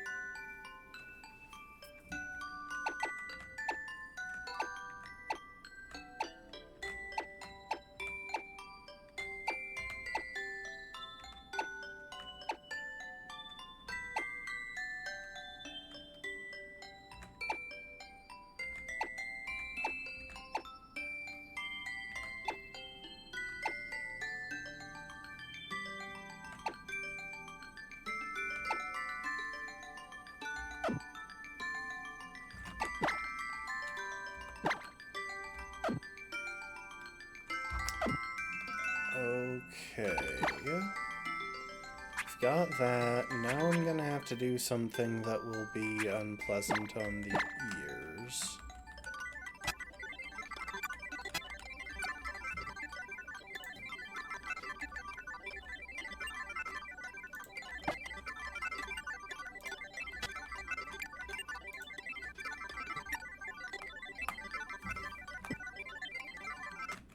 That wasn't the unpleasant on the ears part, unfortunately.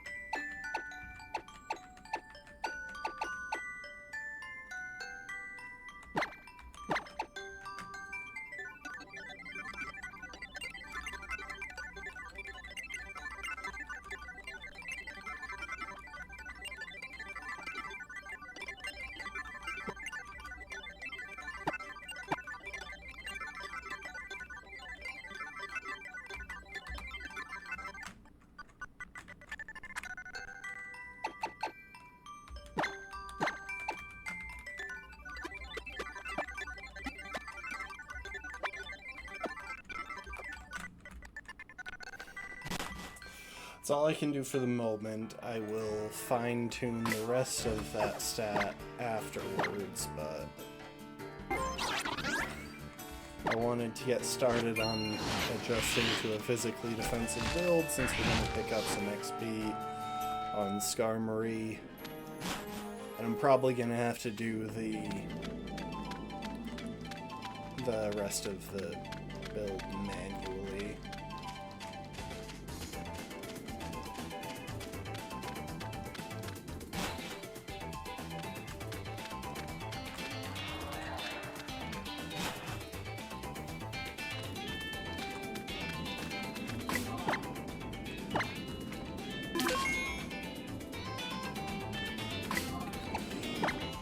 Alright, we got Rocky MZ on Dino into the lead.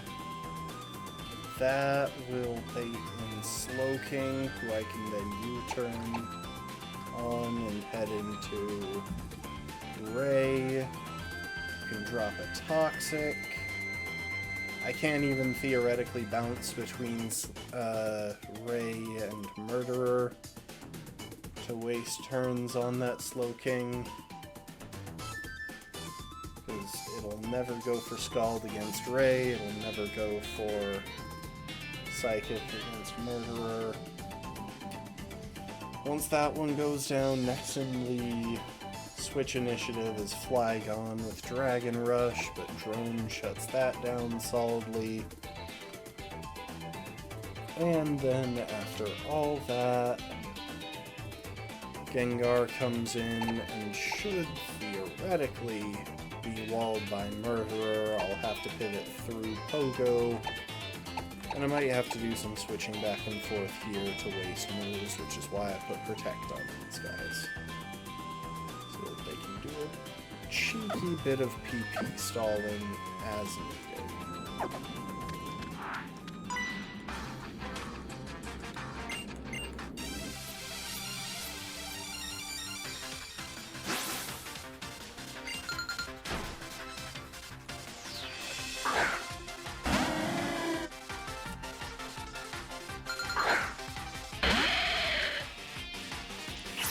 Part of the trouble of doing a flying monolock is just that I can't take advantage of flying type's ground immunities for pivoting. Because, well, like, I can't wholly take advantage of it. Because I can't bait a ground type move.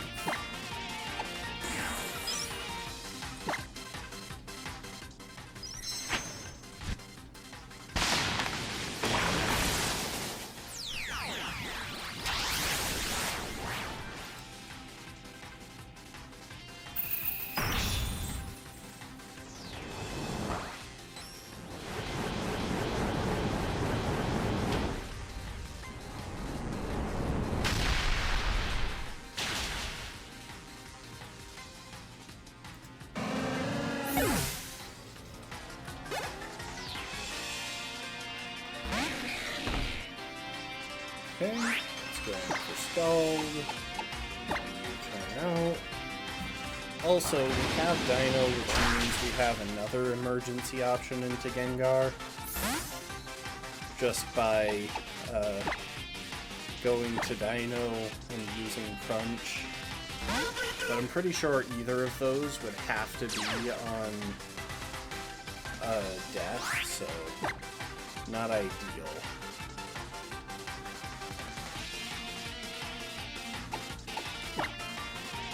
Toxic.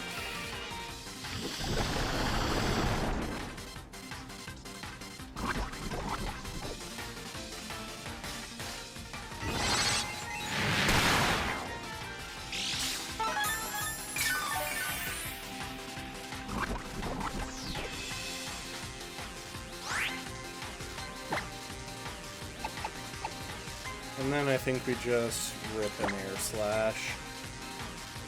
He won't take much damage, but it should be. Dang it. I despise the entire family.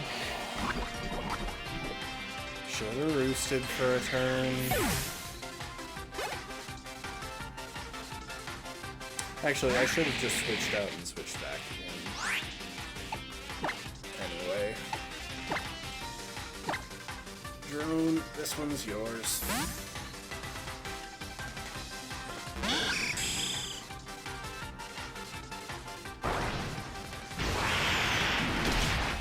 I'm gonna guess that he doesn't miss a single Dragon Rush, and that I get flinched at least once if I get outspelled, which I'm not sure if I'll get outspelled, but...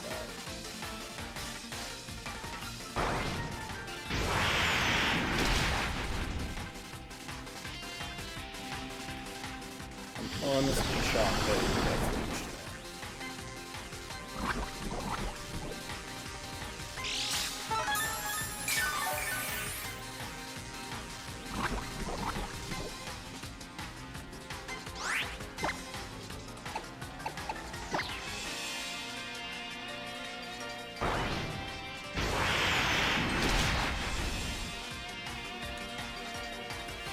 Also, I was thinking about this the other day.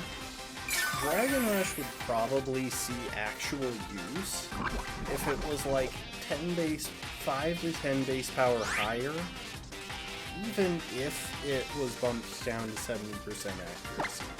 Because then it would be a viable alternative to,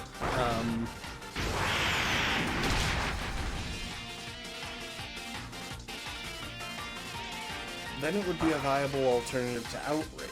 You would sacrifice a little bit of damage and the full accuracy in exchange for not having coin flips when you're clicking your dragon type attack. You would see use of it on stuff like Dragonite, for example.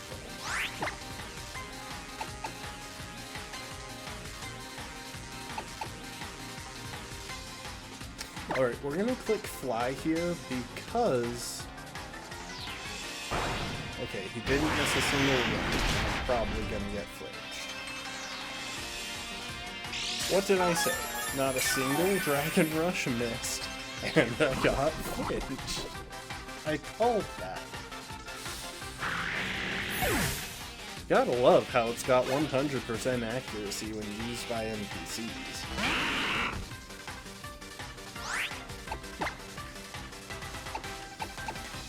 Okay, we should be going for Shadow Ball since it'll deal more damage. We pivot through Pogo.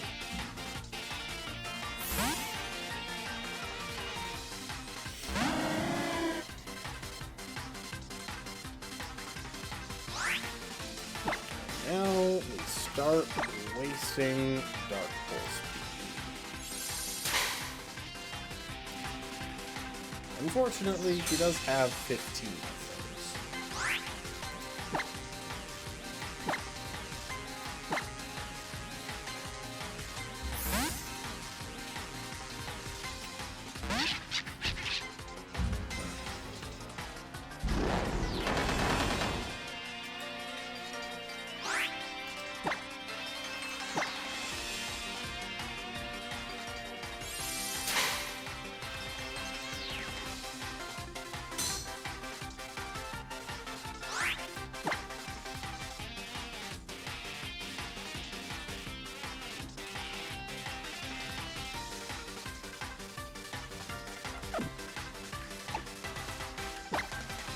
For some reason, I thought I had Roost on this. I do not, which means I want to go for attacks right away.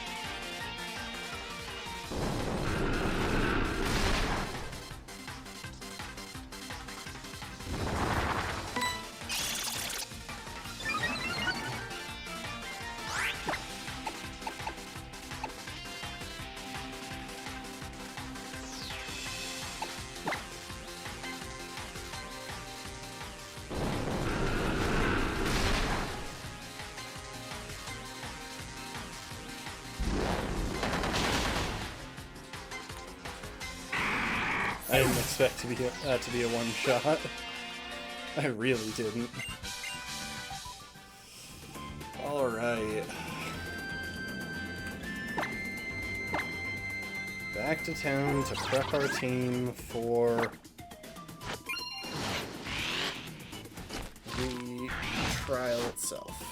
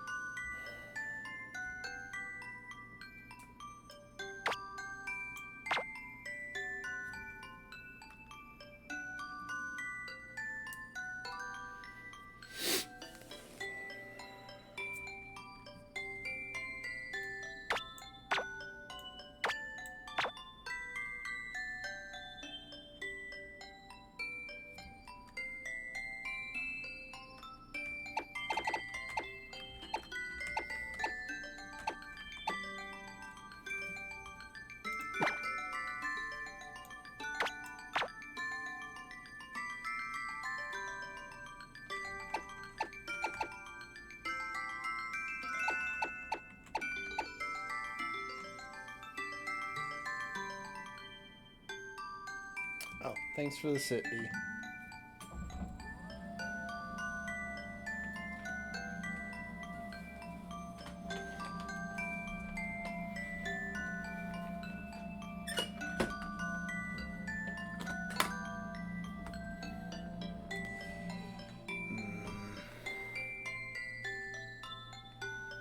Still not 100% on some of these options.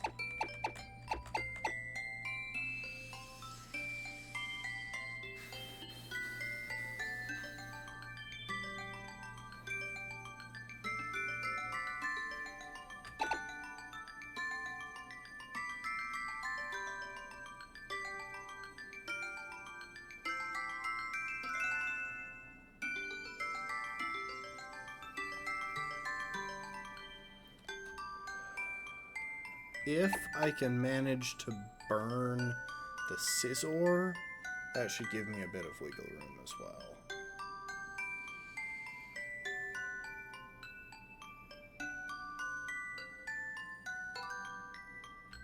The trick is, I really don't know if I can bring in Leviathan safely, like, ever.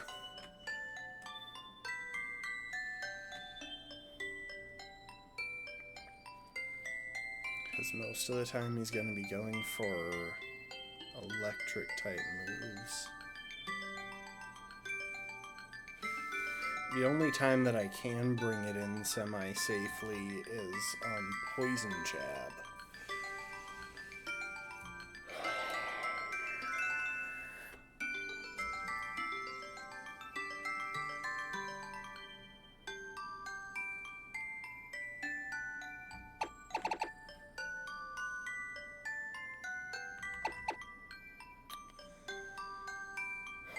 Question then is whether Choice Specs Noivern gives more value.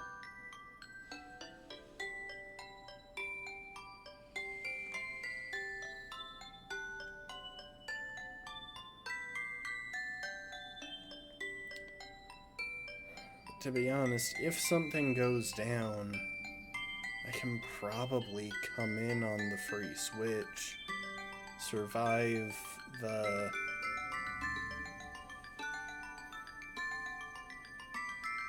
Okay, I've got a few ideas rolling around, but I think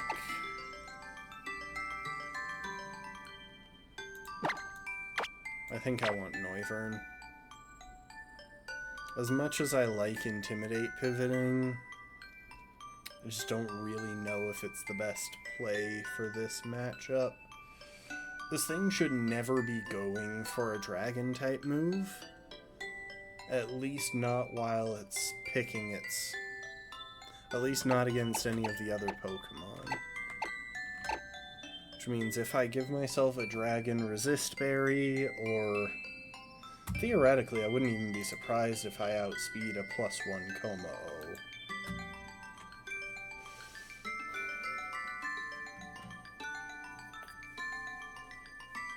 Yeah, it has no speed investment. It's got 31 speed IVs. Apparently it's got 1 attack and 1 special attack IV, so it's actually not going to hit that hard. Well, except for the +1 attack, +1... Yeah, except for the +1 all stats. Anyway...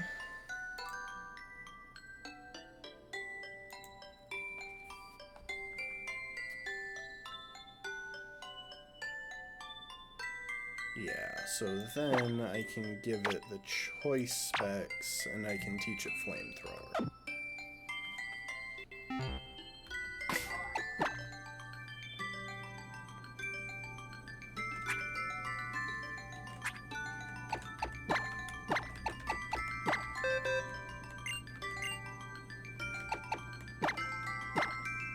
So it has Draco Meteor for the Totem, and Flamethrower for the Scizor, just depending on how things play out.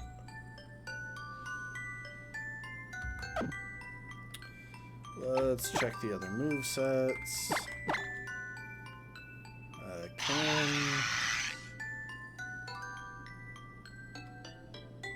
Yeah, I guess we can keep Protect on there.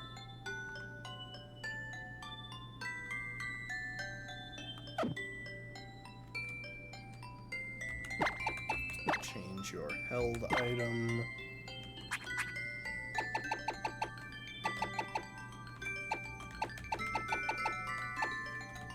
To a Lacanberry.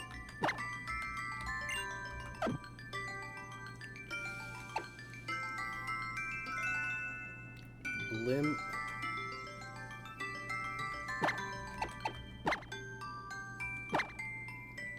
We also want you to have a Lacanberry.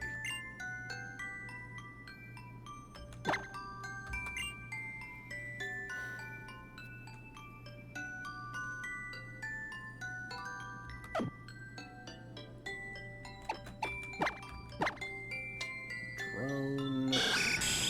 You have the exact setup that I want on you. Except for the IVs, but we're going to deal with those in a minute.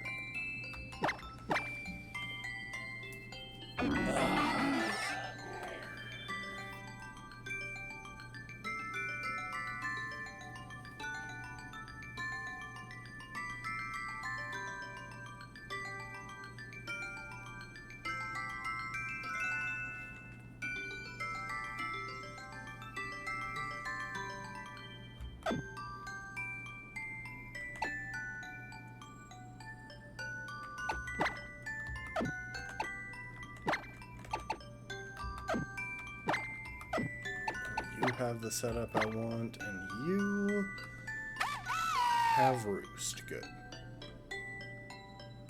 You are strictly there to take the occasional Thunder Punch and bait Poison Jab. That is your entire job. Maybe you'll throw off a Feather Dance, but I really doubt it.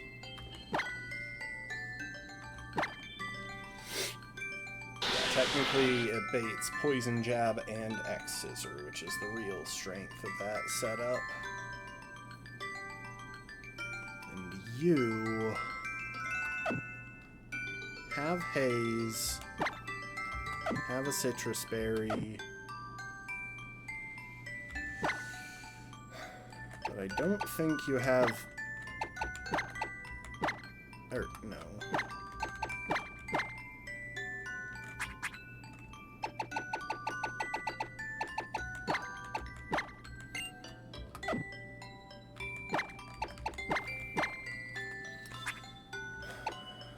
What setup do I want on you?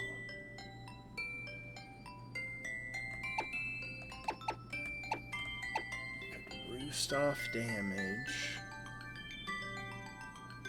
which wouldn't be terrible.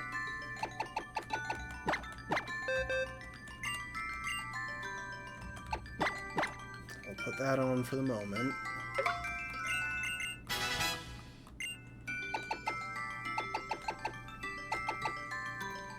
Torment is another consideration, just to give that Scizor some difficulty, but it might wind up making it harder for me to play around in the long run.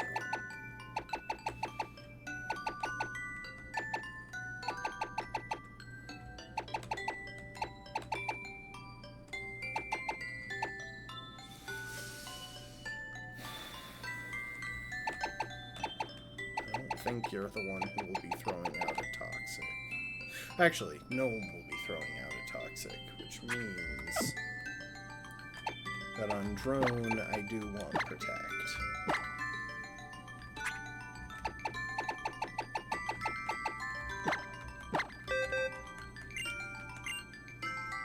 So I can't poison the Scizor, and I won't be poisoning the Coma-O because it'll already be burned.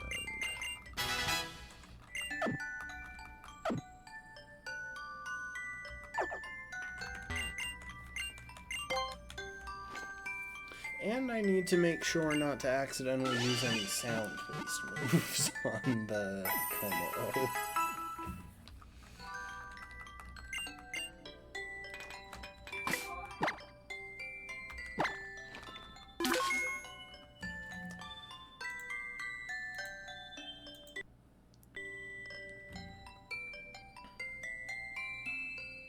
Okay. Now we have to stop this for a sec. Don't worry about the fact that we've got a blank screen. The only reason I'm doing this right now is because I want to see... Yeah.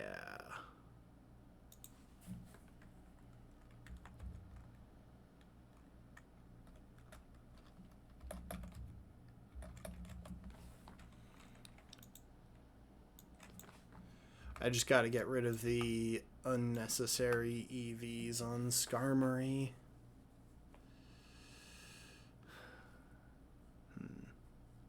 Where do I even pick up defense EVs on the first island? Is it gonna have to be like Roggenrola?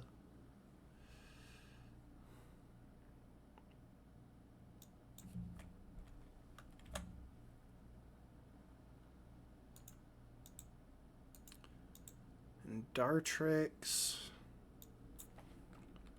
we're gonna go ahead and zero you out on special defense as well. Get you up to 100.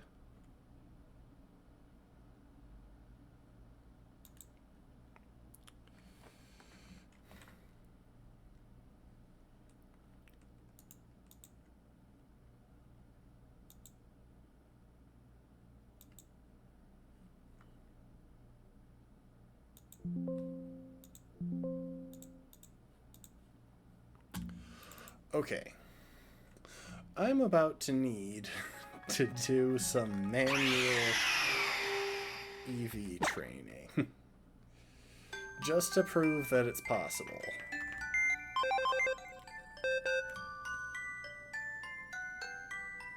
Which means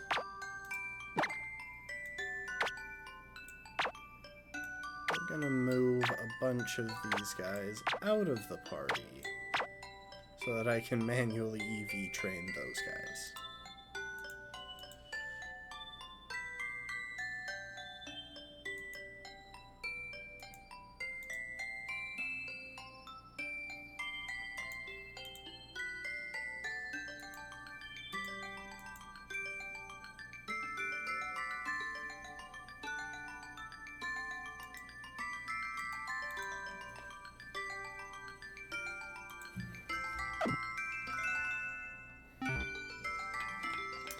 I am gonna do my best to make this as painless as possible. Which means I gotta go pick up a couple of items from Royal Avenue.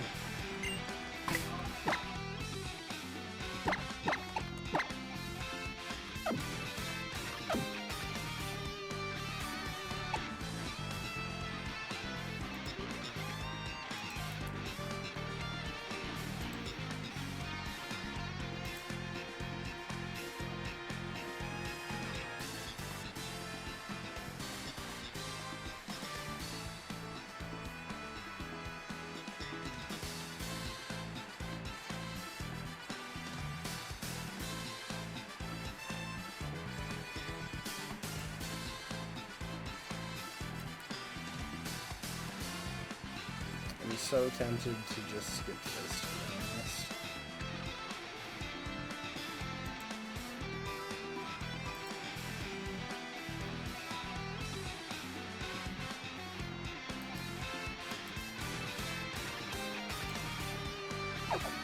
You know what? I'm gonna do it the slightly cheater way instead of the full cheater way.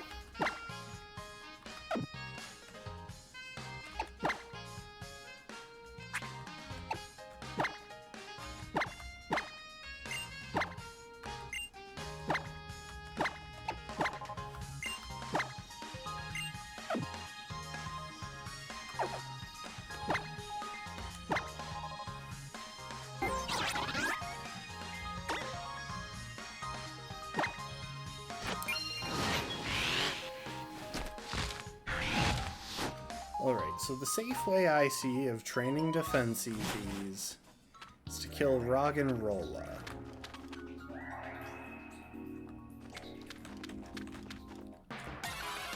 Over here in 10 Carat Hill. Actually, come to think of it, it does card.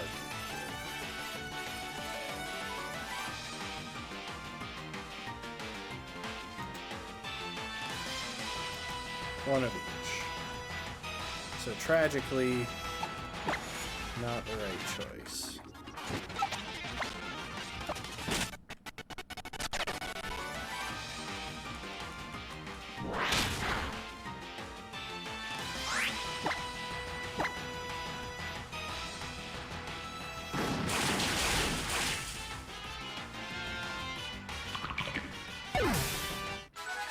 So I got 28 XP on... Where's my...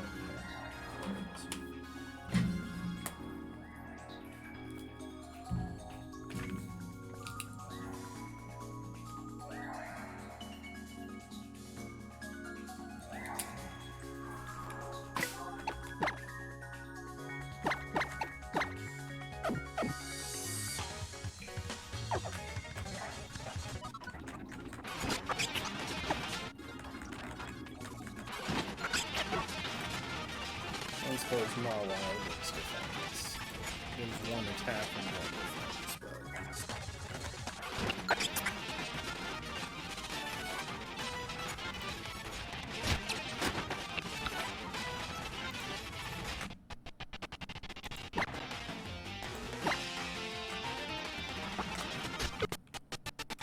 32.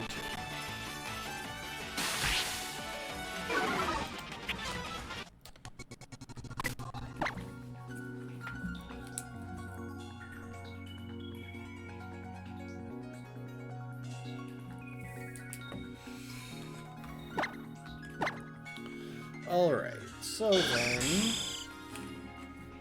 with 3,000 XP to go,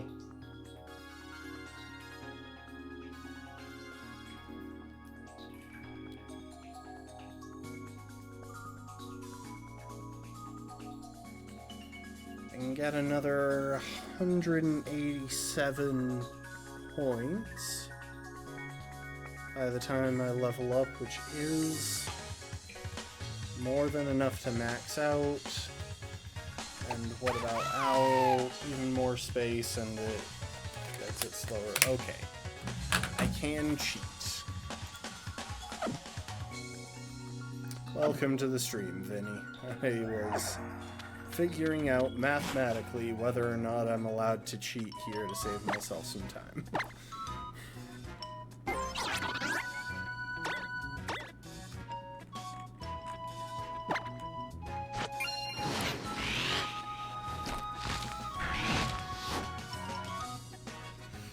I do love those emotes from Tay's channel. They're so cute.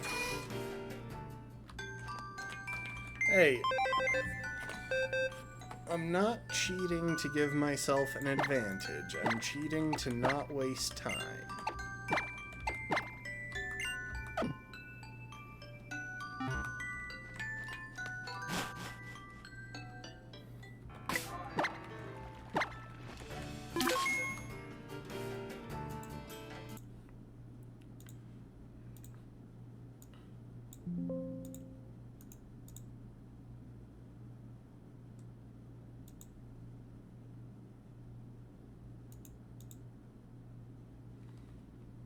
Wait a sec. I gained way more EVs than I thought from having the power items on. Anyway.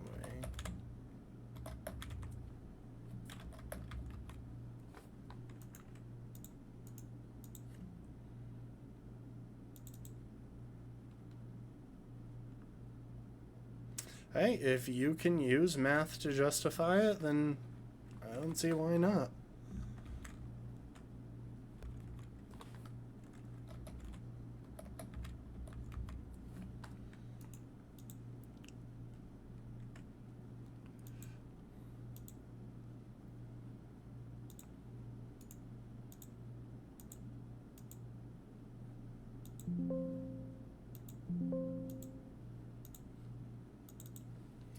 Okay, back in.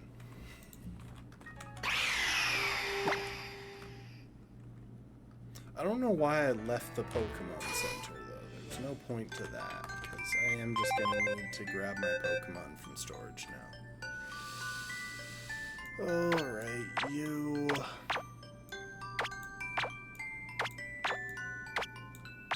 The rest of you are as I want you to be.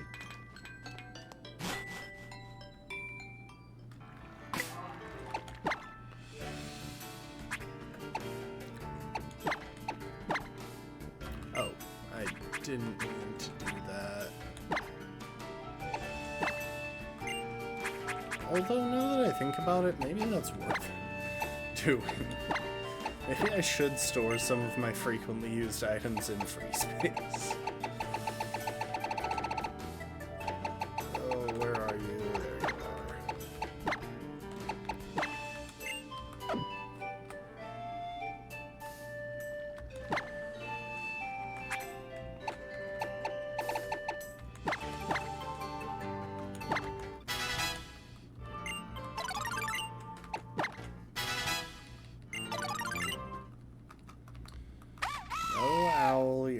Evolving. You can't, because you'll stop being a flying type, and that will break the rules.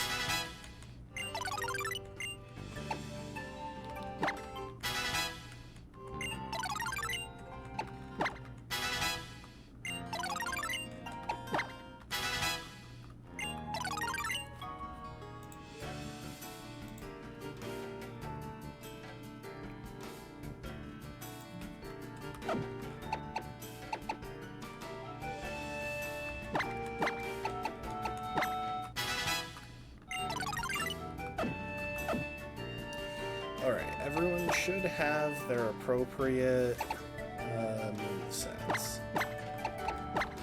I need Blimp for the trial Pokemon, and we head back over there.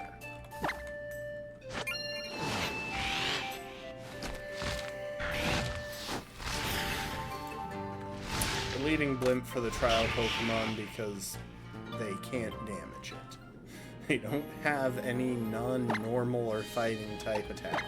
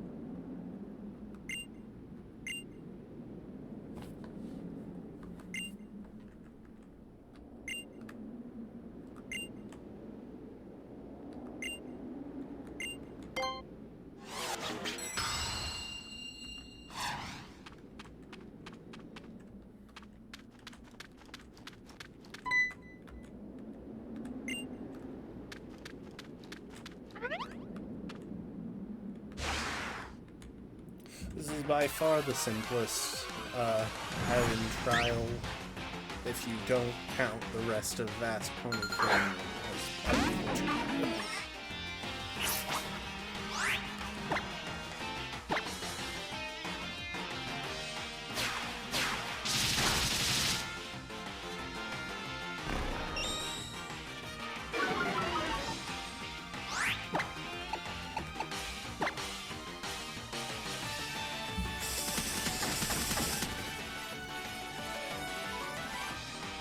I don't think Flying-type bypasses immunities, but I'll play it safe and waste a turn on stockpile before. Oh, I just realized I don't even have Shadow Ball. I have Hex. I should have been going for that instead of an underpowered Acrobatics.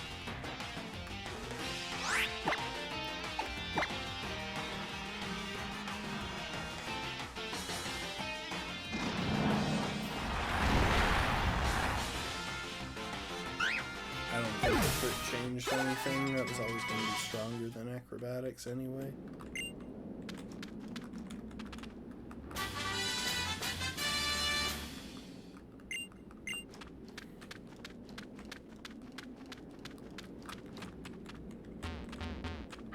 Is there really not an item on that thing?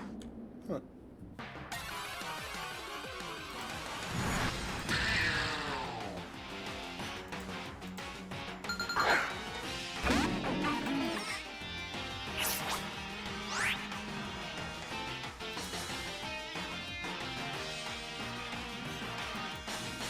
Yeah.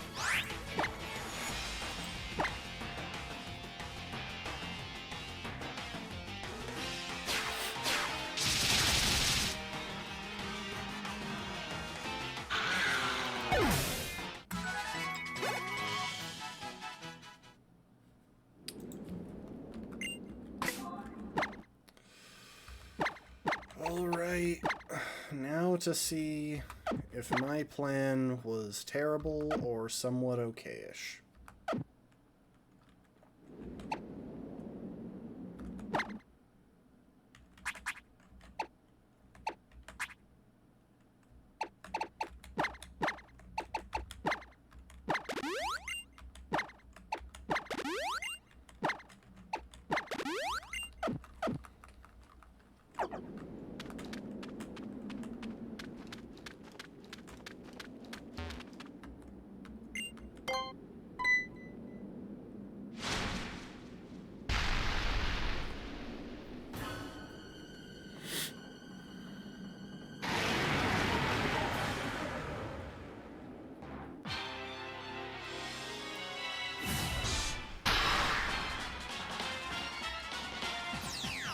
Later, Afton. Thanks for joining.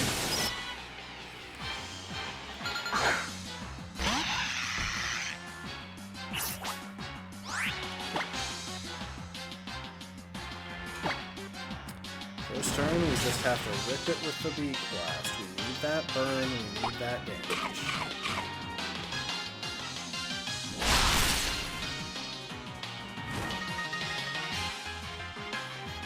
Okay.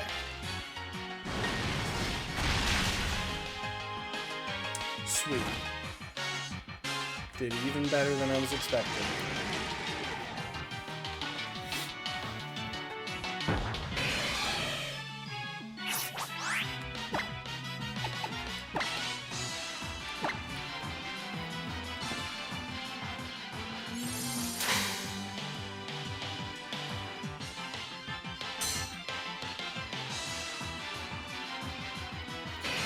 Things shouldn't matter. Most of my team are physical attackers. I just have to pay attention if I try and bring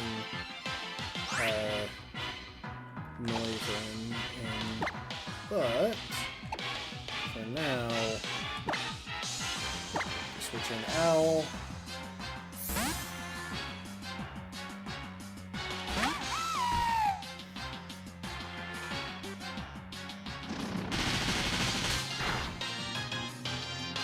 I have to tank the bullet punch.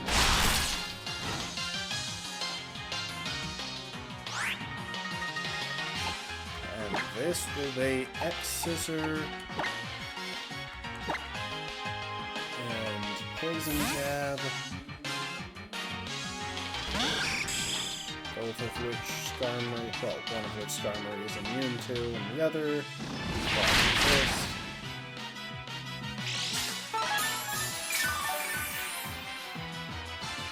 So yeah, the burn damage chip is actually really important here because we don't have many. We're not going to have many more safe opportunities to attack.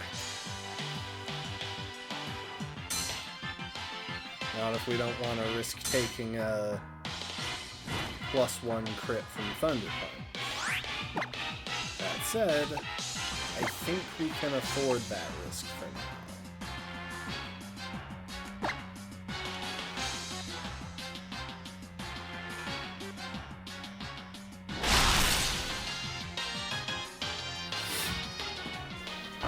For the record, there was a tiny chance that this could have all fallen apart turn 1 if we had faced a Thunder Punch paralysis into full para.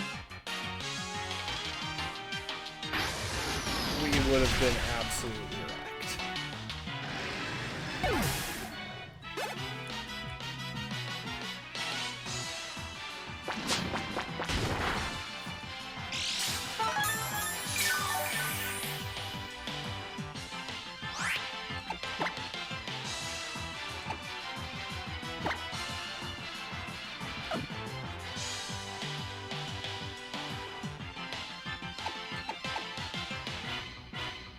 Now the lucky thing here is that he'll be going for Pursuit, which will get boosted damage against Skarmory, but we don't really care.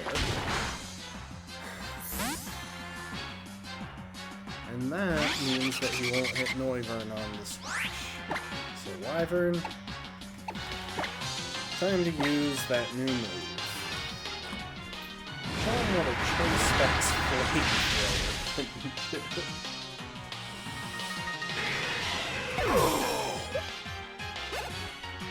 Oh, thank goodness.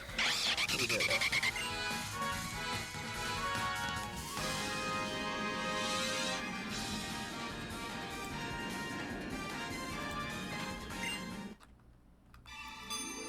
The issue is that I just couldn't find a foolproof strategy for that, which meant I had to go for a good odds strategy for that, and this deep into the run, I really don't want to roll the dice that much.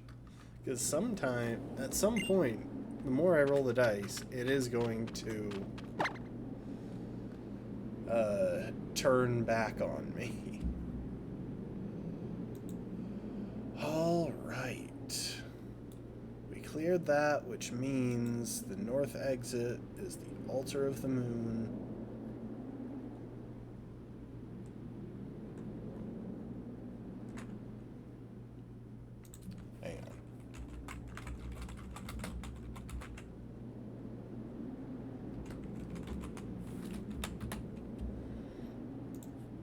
Altar of the Moon.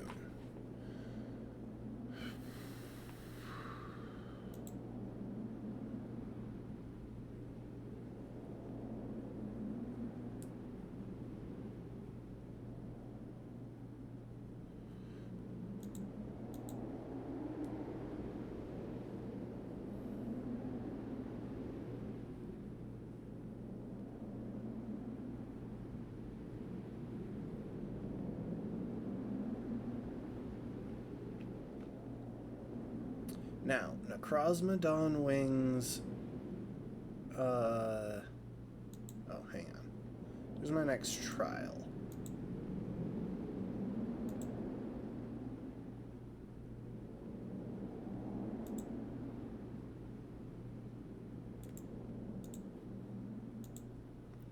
Mina is my next trial.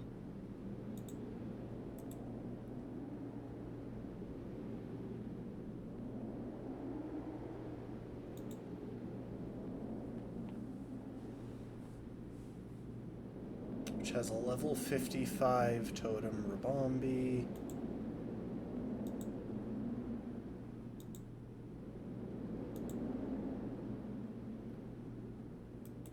Which is technically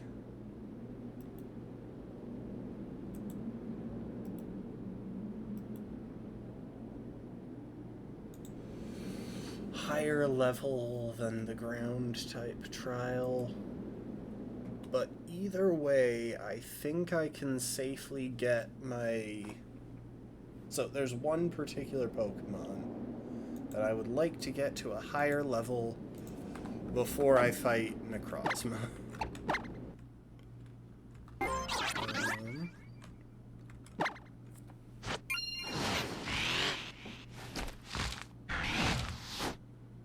Pokemon who should be able to take pretty comfortably whatever Necrozma decides to throw at it.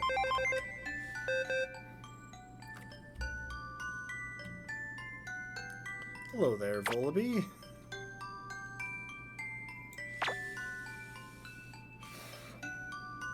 Because anything else is going to have to deal with the fact that the Necrozma Dawnwings is going to be packing Power Gem. But if I fully respec Murderer into Special Defense, I should be able to deal with it pretty comfortably. And Dark Pulse is super effective and quad effective.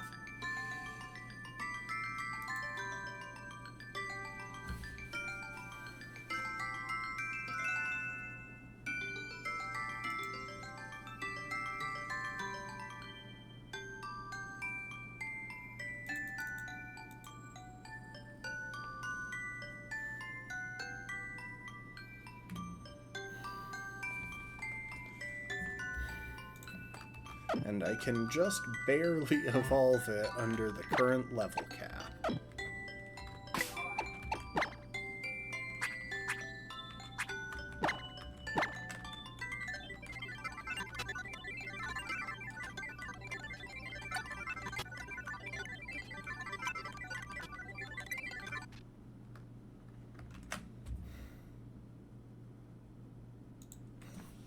Finally.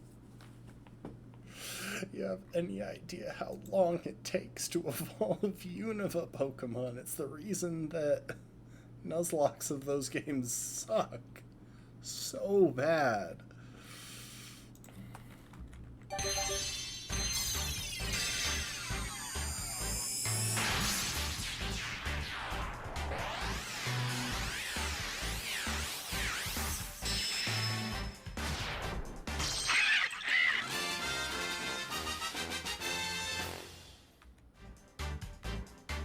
Now, it's worth noting that we should probably call it rather than actually doing that fight. Just because I'm gonna need to take a minute and redo Eevee's Murderer here, and that's just... it's so much extra work. I'm kinda tempted to learn Bone Rush, just in case we come across another sturdy electric type before the end of this.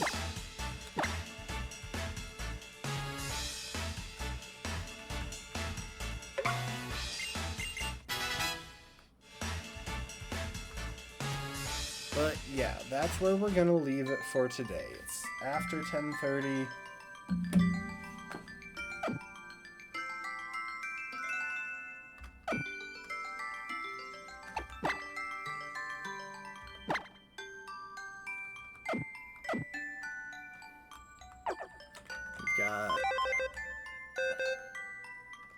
We'll be back on presumably Friday.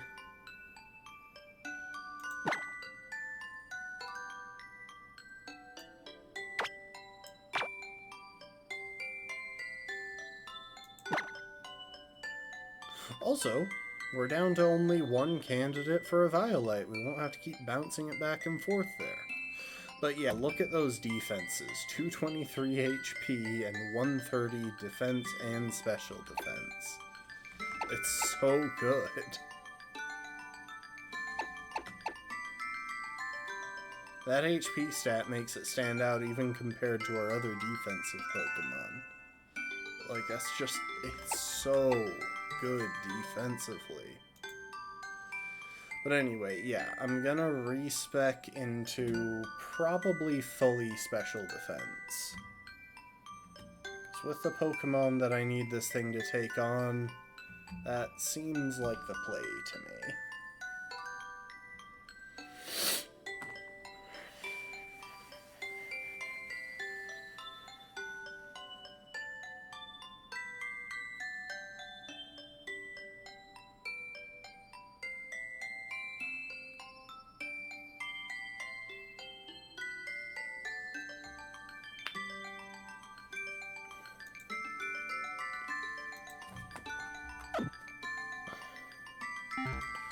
Alright, let's heal up and then call it for the day. Next time we'll pick up with Ultra Megalopolis. We'll pick up with the Necrozmodon Wings fight, and Ultra Megalopolis, and all of that. And it will no longer be my birthday in-game for some reason. I don't even know why it is right now, but we'll take it. Anyway, I don't know if I've got anyone to raid at the moment.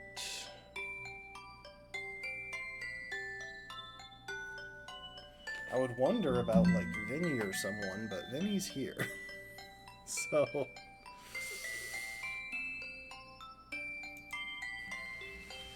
yeah. Alright, folks. I appreciate it. I appreciate y'all. Hope you enjoyed, and I hope to see you next time. Later. Bye, bye, bye, bye, bye, bye, bye.